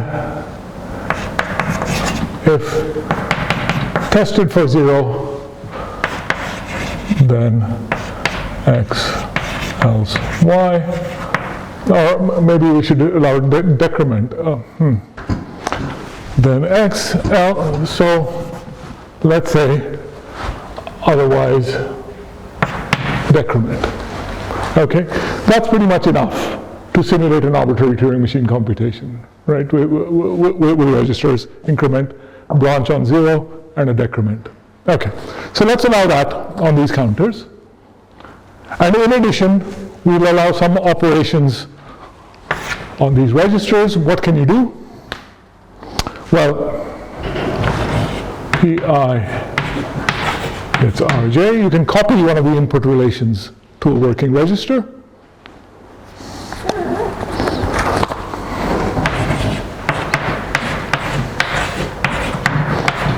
You can take the complement of a relation into a register. Now, complement requires some, the fixed universe beforehand, but let's assume that's given. Okay.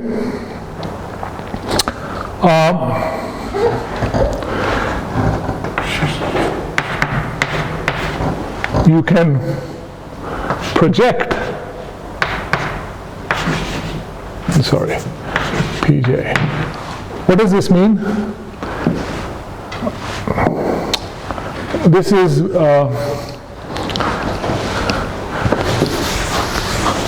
so each of the relations, each of these registers has a fixed arity.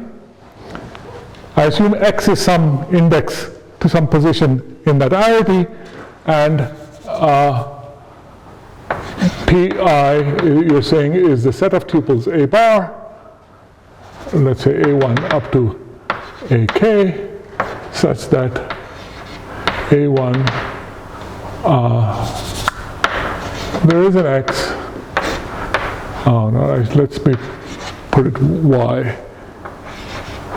A1 up to A X minus 1, Y, AX up to AK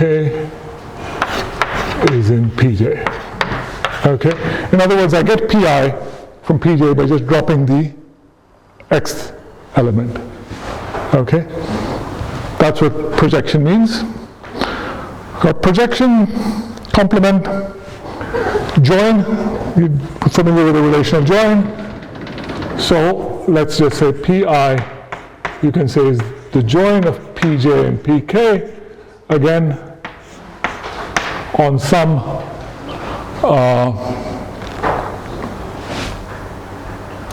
coordinates x.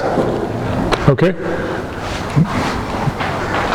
Do people know what relational join means?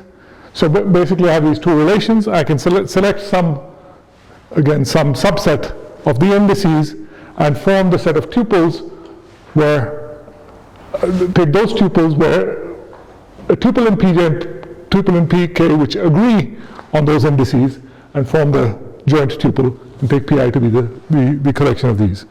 Okay?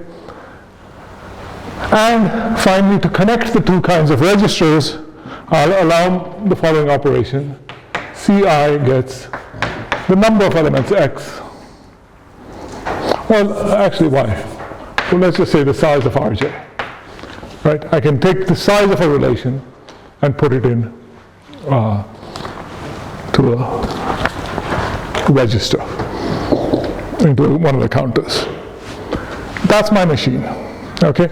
I mean, that's I think a fairly natural way of defining classical register machine, which has access to relations, but by means of a natural collection of operations which are invariant, right? I mean, we can't do something with the relations which breaks symmetries.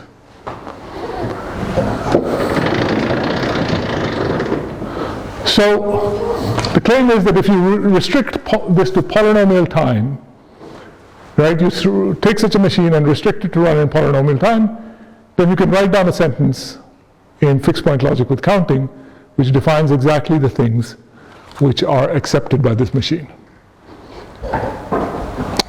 Okay? So how do we prove this? Quick question. This restriction in time means also, for example, joining, or joining is always the one step? Here we treat it like the one all at one. I'm treating it as one step. Okay? But remember that my relational registers P1 through PT are fixed beforehand and their arities are fixed. So I can't build up huge relations. Okay, so in fact, it is one step, but I could simulate it in polynomial time with smaller steps. Okay. So, I mean, I'm not going to, as I said, run through the detailed proof. I want to give you enough of a hint that you can fill in the details. But the idea is the following.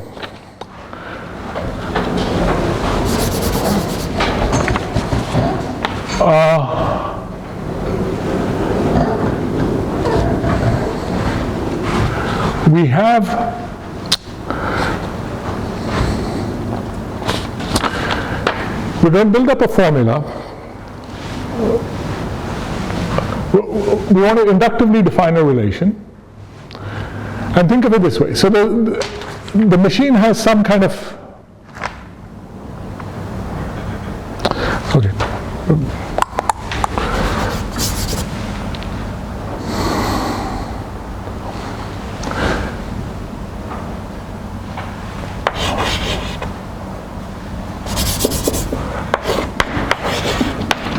I'm going to define for each, not R, for each P, a relation TPI,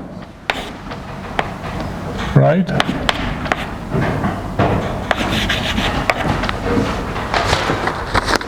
Which, in my fixed point logic with counting, I have number variables and I have element variables. And this is basically going to be inductively defined that at time mu, this tuple is in the relation which is stored in Pi. Okay? That's my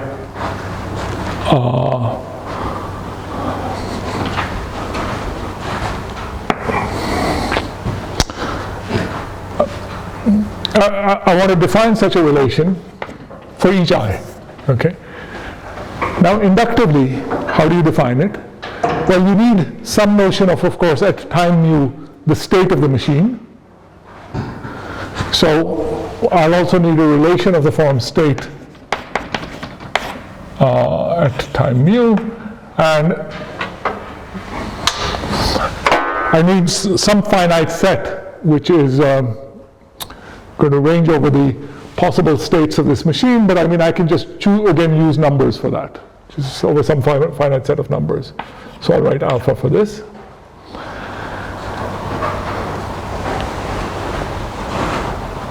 These counters, the value of these counters can actually be, so there's a slight subtlety here, that in fixed point logic with counting, because all our number variables are bounded by some term t. And essentially the terms I can build up are polynomials in the size of the structure. I can only quantify over numbers up to some polynomial bound. These counters can get rather bigger, okay? In polynomial time, using just these repeated increments and decrements, I can construct numbers of exponential size. That doesn't look obvious, but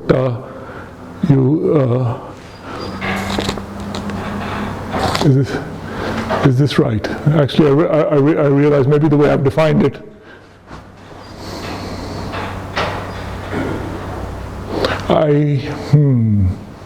maybe I need a bit more than increments and decrements. I need to be able to do arithmetic on binary strings, at least, to simulate just an ordinary polynomial time computation. But okay.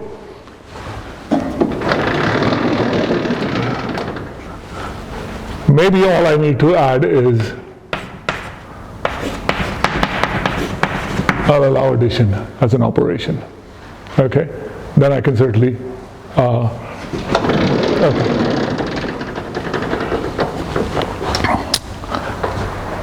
Now, so in order to represent the value of the counters, I will use relations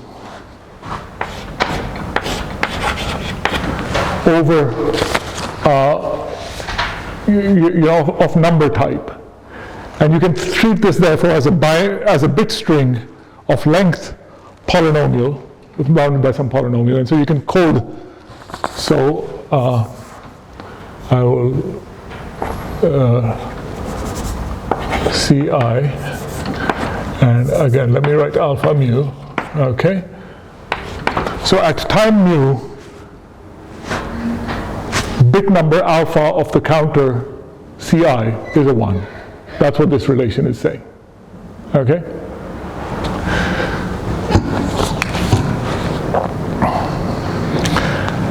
Okay. With these, it becomes a matter of you can write down rules for what is PPI x bar mu plus 1, right? Well, basically it will be conditioned of this state. That tells you what action you do, and that tells you whether pi, you know, it'll be some function of state alpha mu and, you know, pj x bar mu, etc. Right? Basically, the value of the relations at previous states.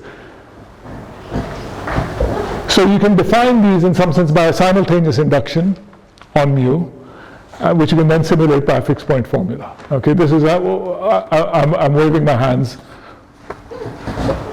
to say you can fill in the details.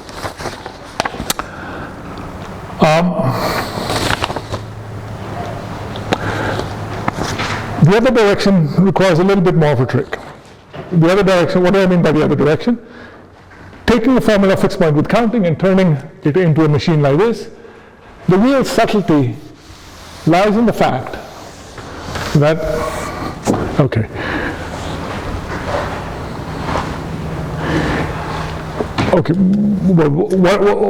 what's the general idea? I have a formula phi of FPC. I'm going to construct a machine where there is a working register for every subformula of phi, right? Every subformula of phi turns into a working register, and I'm going to, you know, build up what these do. I should have said, it's clear these are definable in first order logic, right? This is simply a negation. This corresponds to existential quantification, and join corresponds to a conjunction. Okay, and these build up standard first order formulas. Okay. So we're in the reverse direction again. We're going to assume that this uses existential quantification, conjunction, and negation. Use those to simulate it. And we have a working register for every subformula. So subformula of this has free variables x1 to xk, so it defines a relation and we keep track of that relation. The trouble is that it also has free number variables. Okay? And all working registers don't. Right? They're just defining relations over the universe. They don't have numbers. So you need a way to express a relation of this mixed sort using separating into a counter value which we can think of as a relation over numbers, right? Because the counter values can be exponential in size, so they can code, in a sense, arbitrary relations over numbers, along with a relation over the elements. So how do you split this into a relation over the elements and a relation over the numbers? Right? That's really the key. How do you take an arbitrary mixed relation and express it using a relation over numbers and a relation over the elements? It's not so simple, right? I mean, it's obviously not the two projections. From that, you can't recover the original one. So how do you do it? So let's say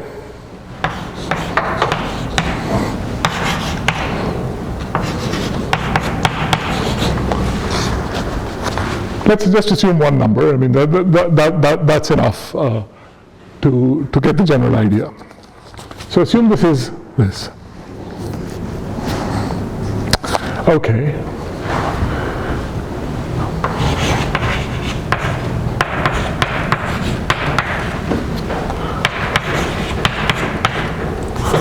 Let x a be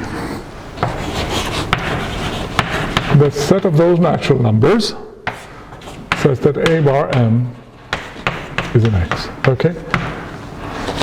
So this is just, I'm defining the notation. For any tuple, I define xa to be the set of numbers which are related to that tuple in x. Okay? And now,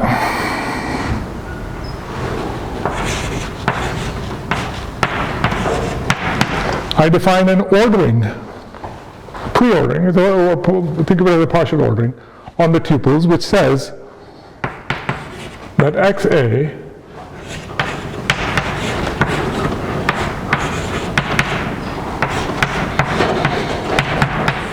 is lexicographically, so this is a set of numbers. I have a lexicographical ordering because all numbers are ordered. So I say A is below A bar if, this thing which we call, XA is lexicographically smaller than this. Okay? Now this orders AK into a linear order of equivalence classes. Okay, because this is a total order on sets of numbers. So define the spectrum of x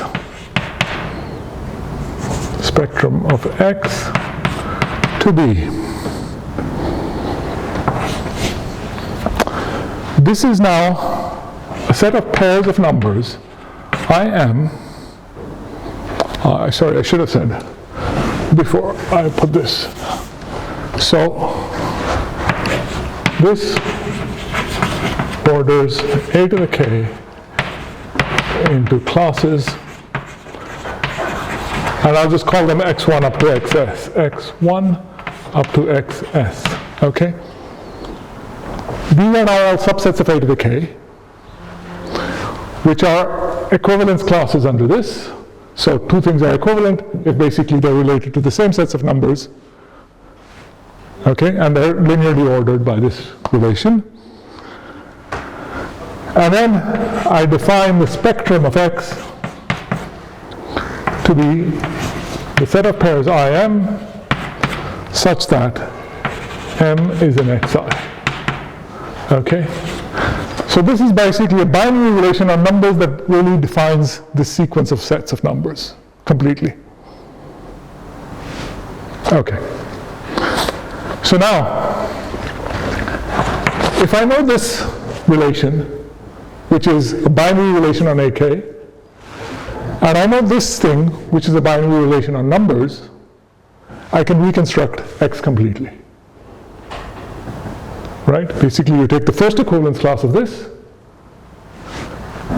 put 1 over here, take the set of numbers which do that, and that gives me, relate all the tuples in the first equivalence class, which is x1, with all the numbers for which 1m is in here. Take all the tuples in the second equivalence class here and relate them to all values of m for which 2m is in here, and so on. That reconstructs X. So this relation, which is purely on the elements, and this, which is purely on the numbers, together forms a representation of this thing. I can represent this by a single number of exponential size and put it into a counter. I can represent this thing in my working registers, and with this I can simulate an arbitrary formula, an arbitrary relation of mixed type. Okay, so it's a bit of a coding trick, but now you can then take every first order operation and simulate it using these operations over here. And in fixed point with counting, we also have counting operations that can be simulated with this, right? The counting terms.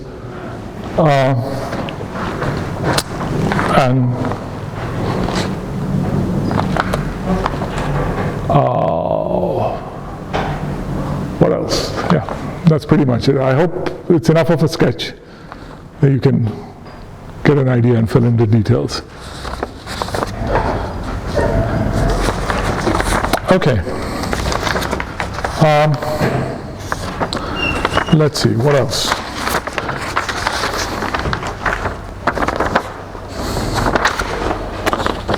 Sure. Yeah. You mentioned that it is possible to define an existential second order logic transitive closure. Yeah. Yes. Can you give a hint? Because I think it cannot work for infinite structures. That's right. I think you're right. So the idea is what you want to say. You want to say, basically, there is a path from A to B. Now, how do you say that P is a path? Well, you don't want to say that P is a set of vertices. That doesn't work. But it turns out if you can say that there's a binary relation P, okay, which is a set of edges, okay, with the property that A has exactly one outgoing edge in P, B has exactly one incoming edge in P,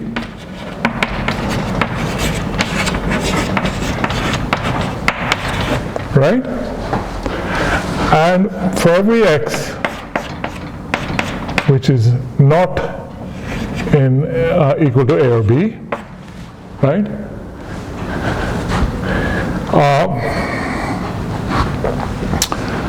You want to say it has at most one incoming and outgoing, and if it has an incoming, it has an outgoing, and vice versa. Okay, so let's say either x has no incident edges from P,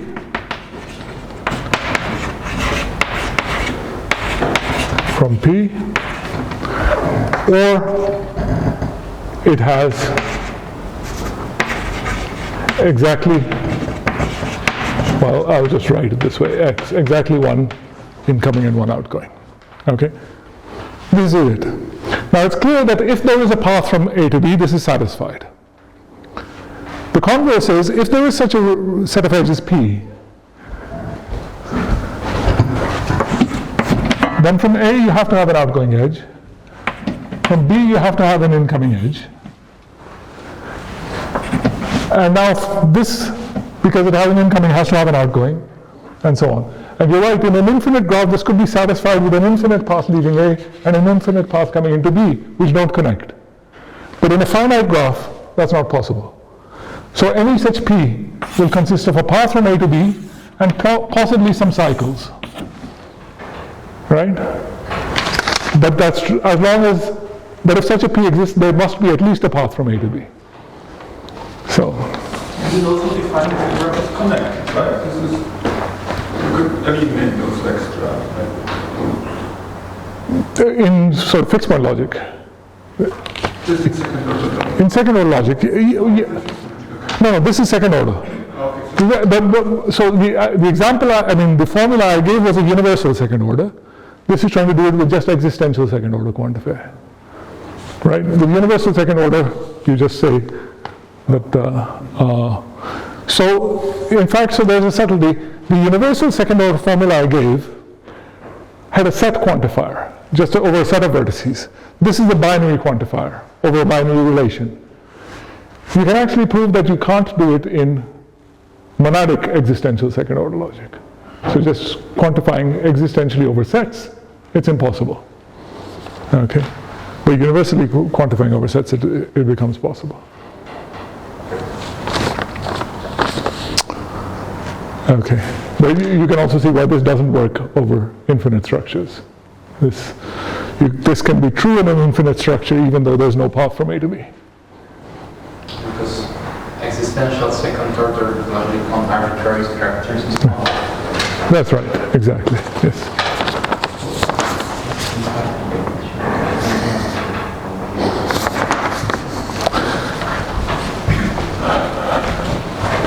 So, here, let me give you a little, this should be an easy enough exercise. So I showed you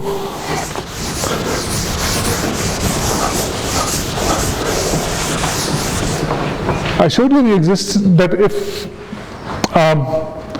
existence of a perfect matching in a graph cannot be defined in fixed point logic by basically showing you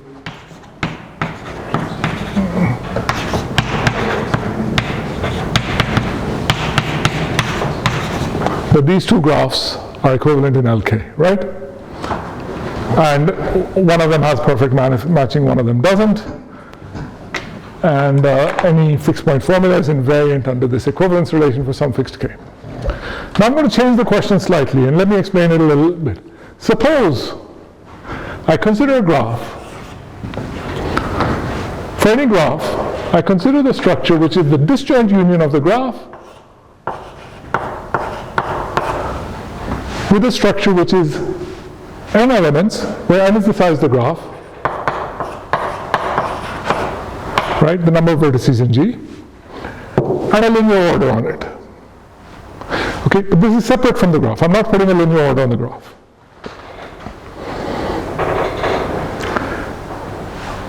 This seems a bit artificial, but this is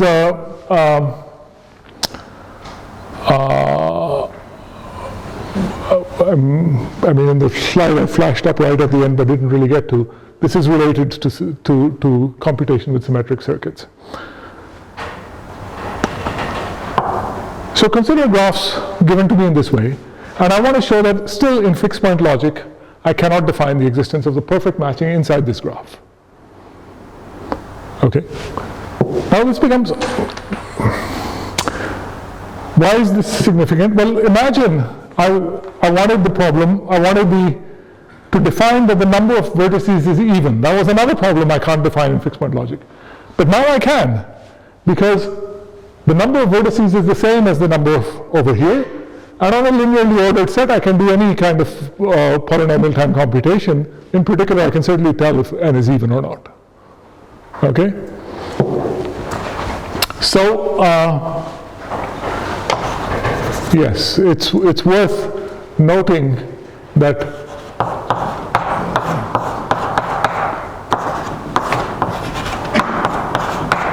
two linear orders are equivalent with respect to L3 if and only if n equals n prime. Okay? That's a worthwhile exercise to do in itself. Okay? So in other words, once k is bigger than 3, certainly I can tell the size of these linear orders apart. But I claim that you still can't tell whether the graph has a matching even if I give you this thing on the side. This example doesn't prove it now because these two things have different sizes.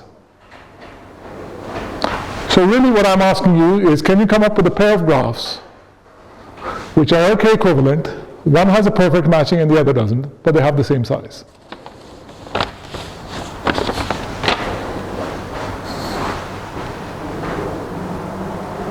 It's not difficult.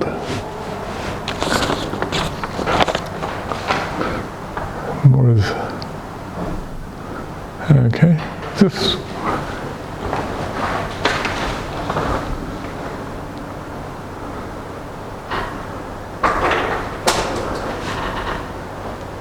it's a very simple modification of this example will do.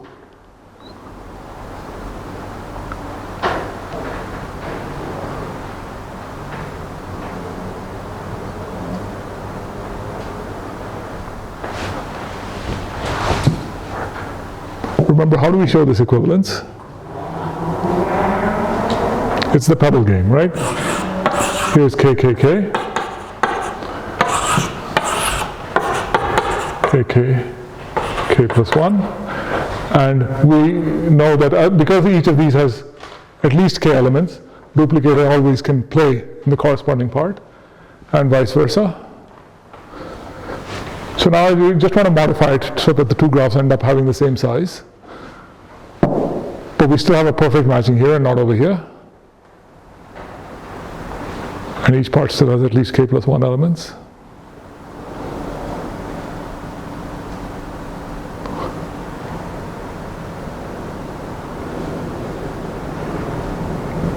That one?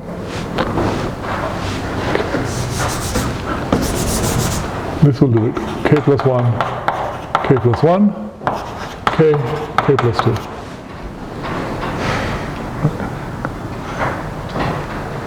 Now the two graphs have the same size, same number of vertices.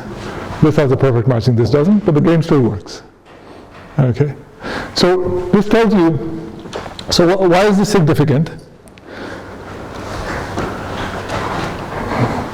I told you that circuit complexity is sort of non-uniform in the sense that I give you the size beforehand and let you do any amount of preparation, and then I give you the input. This is sort of capturing that idea. The size is given to you separately, and because of this, you can do anything you like on the size. Okay?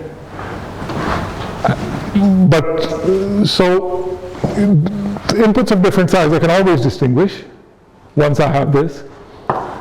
But the fact that I can't distinguish these two, though they are the same size, means that it turns out that a symmetric circuit using just and or and NOT gates of polynomial size can still not determine the existence of a perfect matching.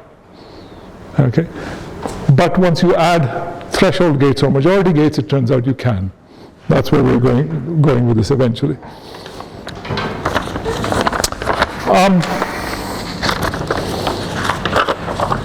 One other thing.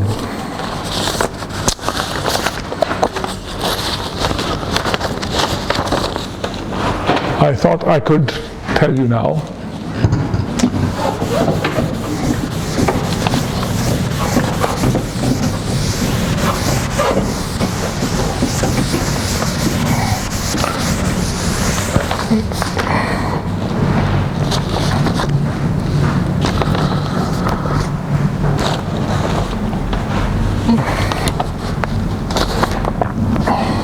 Suppose you have a graph.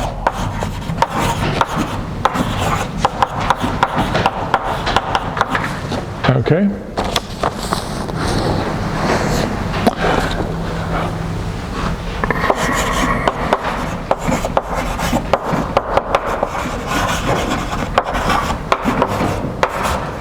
An equivalence relation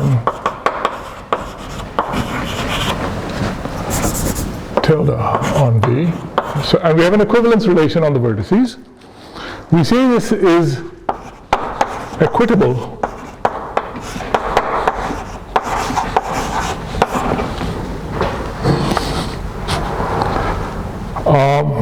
if the following condition holds.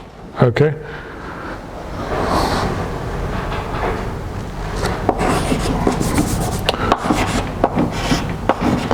Whenever you have two equivalent vertices,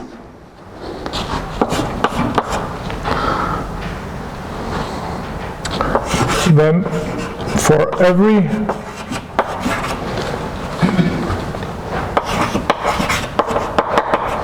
equivalence class A of tilde, right, for each equivalence class, the number of elements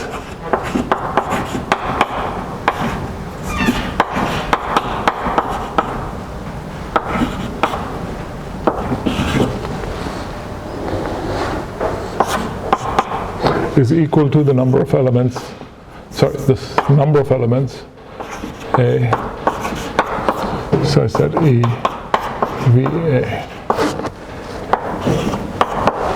Okay, so is the definition clear? So we have an equivalence relation, and this says the equivalence relation is equitable when two things being equivalent means the number of neighbors they have in each equivalence class must be the same.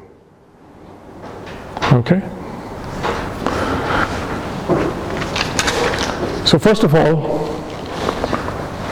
what equivalence relations are equitable? There's one trivial one in any graph.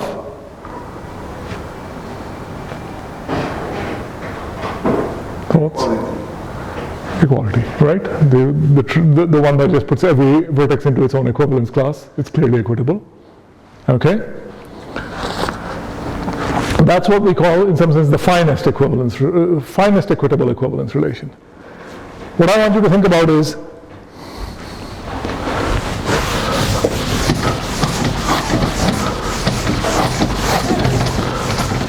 what is the coarsest? There is, in fact, a unique coarsest equitable equivalence relation. You understand what I mean by coarsest? So one equivalence relation is coarser than another if every equivalence class in the second is contained in an equivalence class of the first, right? So the second one partitions the equivalence classes. There's a unique coarsest equitable equivalence relation on graphs, on any graph.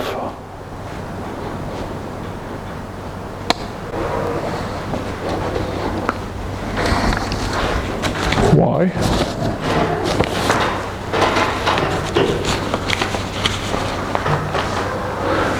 Well, it's not a simple. It's sort of a simple application of fixed points if you're familiar with fixed points. But basically, start with the trivial equivalence relation where everything is equivalent, and now partition it into the equivalence classes based on the number of neighbors they have. So this time you're just partitioning them into the total number of neighbors they have. So you get a partition into vertices by degree. Repeat. Just partition these new classes according, split them whenever things have different number of neighbors in some equivalence class, and then carry on. If you iterate this process, it will terminate at some point. Okay? And you can prove that that is the unique coarsest equitable partition. So in particular, for example, if your graph is regular, all vertices have the same degree, the unique coarsest equitable partition is this one which includes everything in the same class. Right? A 3 regular graph, every vertex has degree 3. Make all vertices equivalent, it's equitable. Okay. So what does this have to do with anything else? So here's the fact I'll leave you to think about. So for every U, V, every pair of vertices in a graph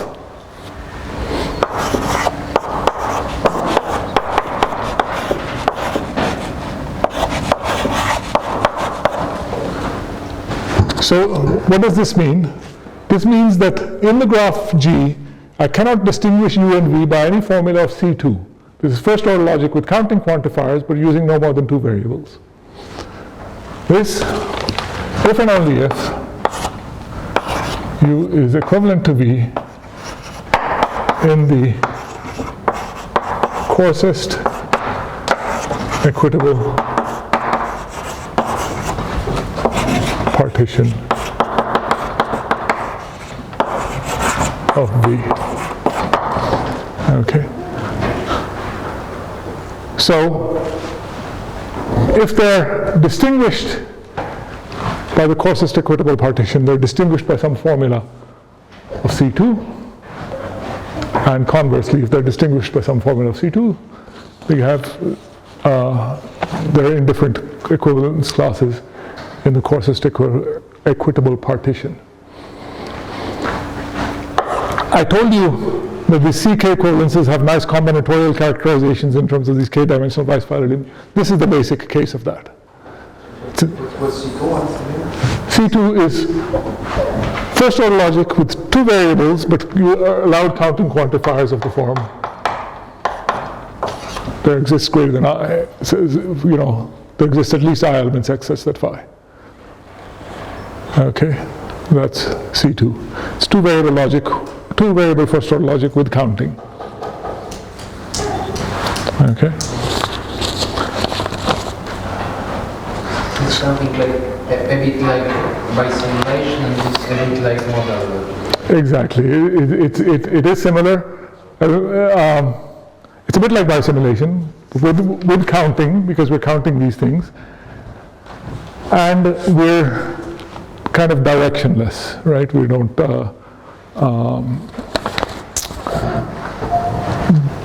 But this is right. I mean, so I'll give you a hint of how to prove this. I told you you can get the coarsest equitable partition by this iterated series of steps. So you do this in one direction by an induction on these number of steps you need. That is, for every, if two things are distinguished by step I, you construct a formula, and assuming that as the induction hypothesis is they're distinguished by step I plus 1, you construct a formula. And in the other direction, you do it by an induction on the quantifier depth of the formula. Show that if they're distinguished by formula of quantifier depth I, then they become distinguished at the ith iteration of this thing which defines the coarsest equitable partition. Okay, that's the hint. Gives you the general structure of the proof, and you can prove these two things are equivalent. Okay.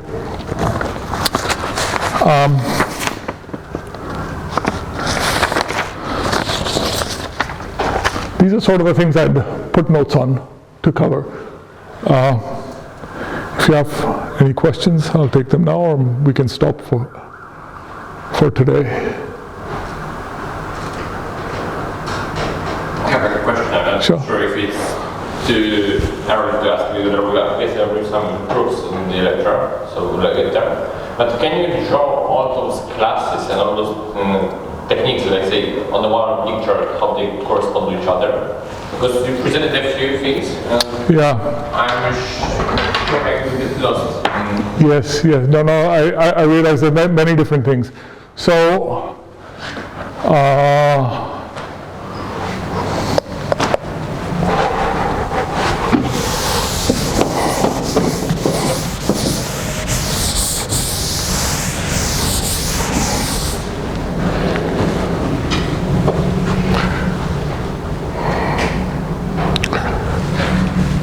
so classes in the sense, Like counting, further counting corresponds to, or is stronger, less stronger. yeah. So we have first order logic, okay? Okay. Maybe I could put LK and CK, right, for any fixed value of K. These are, of course, weaker than first order logic, right? which is weaker than fixed point logic, which is weaker than fixed point logic with counting, which is weaker than existential second order logic. Okay?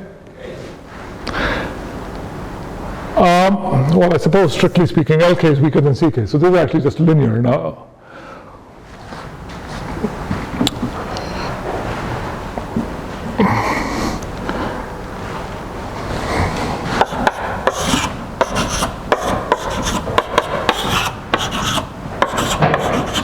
Okay. First order logic is, of course, just a collection of all LK formulas for all K, because you're just stratifying by the number of variables. This is a different stratification in the sense that C2 is not included in LK for any K. Okay? So, I suppose it's incomparable. C2 is already incomparable with LK, and of course, increasing value of K gives you more. The point about, but the reason for LK and CK is we're not really interested in what we can express in there, but this is, any formula is invariant under LK equivalence for some K, right? So any formula of fixed point logic, there is a K. For every formula there is a K, says that it's invariant under LK equivalence. And here, it's the same, but with CK. Right? And here, we have all of NP. And I suppose, strictly speaking, we could put P in between fixed point logic with counting, because everything here in fixed point logic with counting is still in P. Right? And everything along this is a strict inclusion except for this last one, which we don't know. That's the P versus NP one. All right?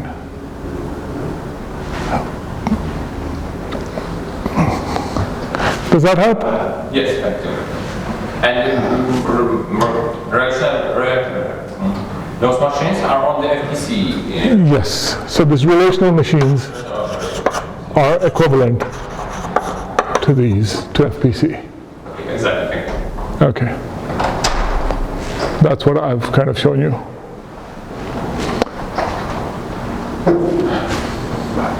Okay? Well, if no more questions, we'll stop here for today.